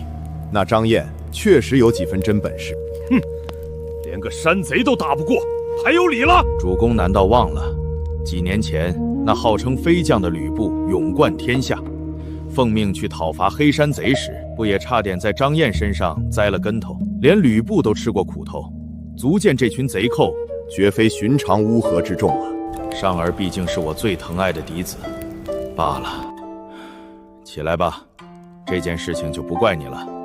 不过，你要以此为训，绝不可再犯同样的错误。多谢父亲，孩儿定当铭记在心。主公，喜事，天大的喜事啊！发生什么事情了？主公，青州方向送来的800里加急战报，元宁公子接连大胜，他火烧高坛，夜袭东平陵，如今打下了整个济南郡。什么？元宁仅靠3000兵马就打下了济南郡？仅靠一营兵力连战2郡，元宁公子用兵如神，武略惊人啊！真没想到主公膝下竟有如此勇猛的儿子。元宁麾下不过区一营兵马，打下平原县已属不易，他又哪里来的兵力去攻打济南郡？更何况，平原到济南中间隔了一条黄河，他手下又无战船，如何能够渡河？主公，这就不得不提元宁公子之聪明了。他竟趁夜利用几条破船，吸引敌军主动出战，随后一把大火，一举击溃驻守高唐的3000敌军，乘势追击，兵不血刃，夺下了整个济南郡。一个庶出之子，风头竟彻底盖过了我的嫡子。若任由他做大，岂不是要威胁到上儿的地位？改立庶子为嗣，断然不可能。算他没有给我袁氏丢脸，能够打下济南郡，确实表现不错。主公，元宁公子以弱胜强，立下如此盖世奇功，极大地振奋了我军士气。主公不对其进行重赏吗？主公，元宁公子接连传来捷报，振奋军心，此举实乃不易，卑职也认为应当重赏。请主公重赏元宁公子。若此时强行压下不赏，我偏爱嫡子的心思岂不是昭然若揭，平白惹人闲话，坏我名声？既然诸位先生都觉得应该进行嘉奖，那我便遵照大家的意思办吧。传我军令，既然他打下了平原郡，便让他领平原郡太守一职，同时从大营调拨2000兵马给他。主公啊！朝廷干呐！主公，朝廷派了使者送来诏书，封主公为建德将军。我们要不要派人好好招待一番？既是天使，自然得好吃好喝供着，你们看着办就行。主公，如今南方已定，是不是该考虑去把陛下接来了，将陛下迎入许昌？我们奉天子以令不臣，以此挟天下诸侯，时机已经成熟了。这事儿牵扯太大，手底下那些个武将，可不想平白无故给自己找个爹。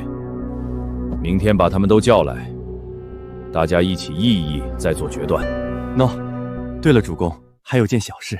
说，北边的袁绍突然跑去打太行山的黑山贼，结果在常山郡惨遭大败，折了3万多兵马。文若，你说什么？再说一遍。袁本初被黑山贼打败了，他也有今天。他好端端的去惹那帮黄金贼干什么？人家在太行山窝了这么多年，号称100万之众，手里还有骑兵，是他能轻易对付的？据说这事儿跟他2个儿子有关。哦，河北甄家想要与袁绍联姻，袁绍为了决定人选，竟让2个儿子比试武略，胜者娶甄家女。3子袁尚去打黑山贼，中了埋伏被死围住。袁绍心急去救，结果又中埋伏，虽打退了贼军，自己却损失惨重。袁本初啊，袁本初就是死要面子，父母之命媒妁之言的事儿，他一句话定了就行，非要弄什么比试，肯定是想让心爱的儿子娶甄家女，又不想落人口实。毕竟甄家商贾出身，配不上他4世3公的门楣。让我猜猜，比试的肯定是次子袁熙跟3子袁尚，对不对？难不成是长子袁谭？他那几个儿子我都见过，成事不足败事有余。除了这俩还能有谁？是一个名叫袁宁的庶子。袁宁，这名字倒是头一回听。此子只用2000兵马就打下了平原郡，最近更是趁夜渡过黄河，兵不血刃占了济南郡。竟有此事，真没想到袁本初膝下居然能生出这等麒麟儿。哼，不过也没关系，我儿曹昂绝不比他袁绍的儿子差。对了，文若，你上次给我推荐的那个郭凤德什么时候到？已经收到回信了，算算日子，这几日便到。好，来干饭。报，公子，前线战报，又赢了，元宁公子又赢了。二哥，前线又传捷报了，刚下平原，又破济南，元宁公子仅凭那么点兵马，连战连捷，太快了，连我给他准备的粮草辎重都没来得及送过去，他就又打了大胜仗。这元宁公子也太厉害了吧！我就知道我没看错人，他用兵如神，这般盖世英雄定能凯旋归来，与我甄家联姻。那袁尚算什么东西？元宁公子比他强100倍。听说袁尚去打黑山贼，连带着袁绍去救都吃了大败仗，折了3万人马。这下袁家可有好戏看了。二哥，立刻派人们把备好的辎重送去济南，我要让他知道，我甄家永远是他最稳定的后盾。公子，探子来报，太史慈退军后，已经与宗保的残兵会合了，现在屯兵3000，就扎在50里外的一座县城，那是咱们去北海郡的必经之路。随他去。哼，咱们能拿下济南郡已是侥幸，现在手里就3000人马，短时间内我们应当扩充实力，招兵买马，不宜再开战事。对了，咱们打下济南郡的战报早就送回邺城了，那边什么反应？主公目前不在邺城，具体的消息我们也不清楚。上次打下平原县，那抠门的老爹就派人送来几句轻飘飘的夸奖，这次连下2句，他要是再敢一毛不拔，我非得骂娘不可。嘴上夸出花来都没用，实质性的奖励落到手里才是真的。我就不信他这次还能舔着脸装死。公子，主公的使者到了。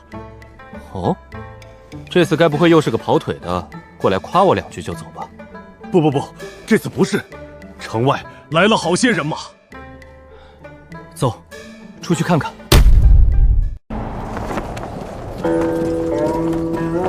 冯骥，这老狐狸可是袁尚的死党，他跑来凑什么热闹？冯护军，你怎么来了？元宁，主公听闻你攻续了济南，立下大功，特命我来嘉奖你。主公赏罚分明，你此番打下平原、济南2郡，有功就要赏。这是主公的文牒，委任你为平原郡太守，同时抽调2000兵马给你统院。2000兵马，这可是雪中送炭啊！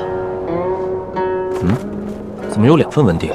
哦，一份是你的，还有一份是我的。你的？主公担心你初次掌兵，不懂军中规矩，特命我来给你当军师。好一招明升暗降，派这么个老东西来当军师，分明是沈培和袁尚急眼了，想架空我。元宁，你可听明白了？大胆！你，元宁，你要作甚？冯骥，你既是父亲委派给我的军师，那便是我军中下属。既是下属，谁给你的狗胆敢直呼本太守的姓名？我乃主公亲派。规矩就是规矩，在我的地盘，就算是龙你也得给我盘着。请军师称太守。请军师称太守。冯骥拜见太守，这才是冯骥失礼，还望太守恕罪。冯军师，以后在军中可得长点记性。是。平原太守还不够，下一步我要当青州刺史，袁家我做主。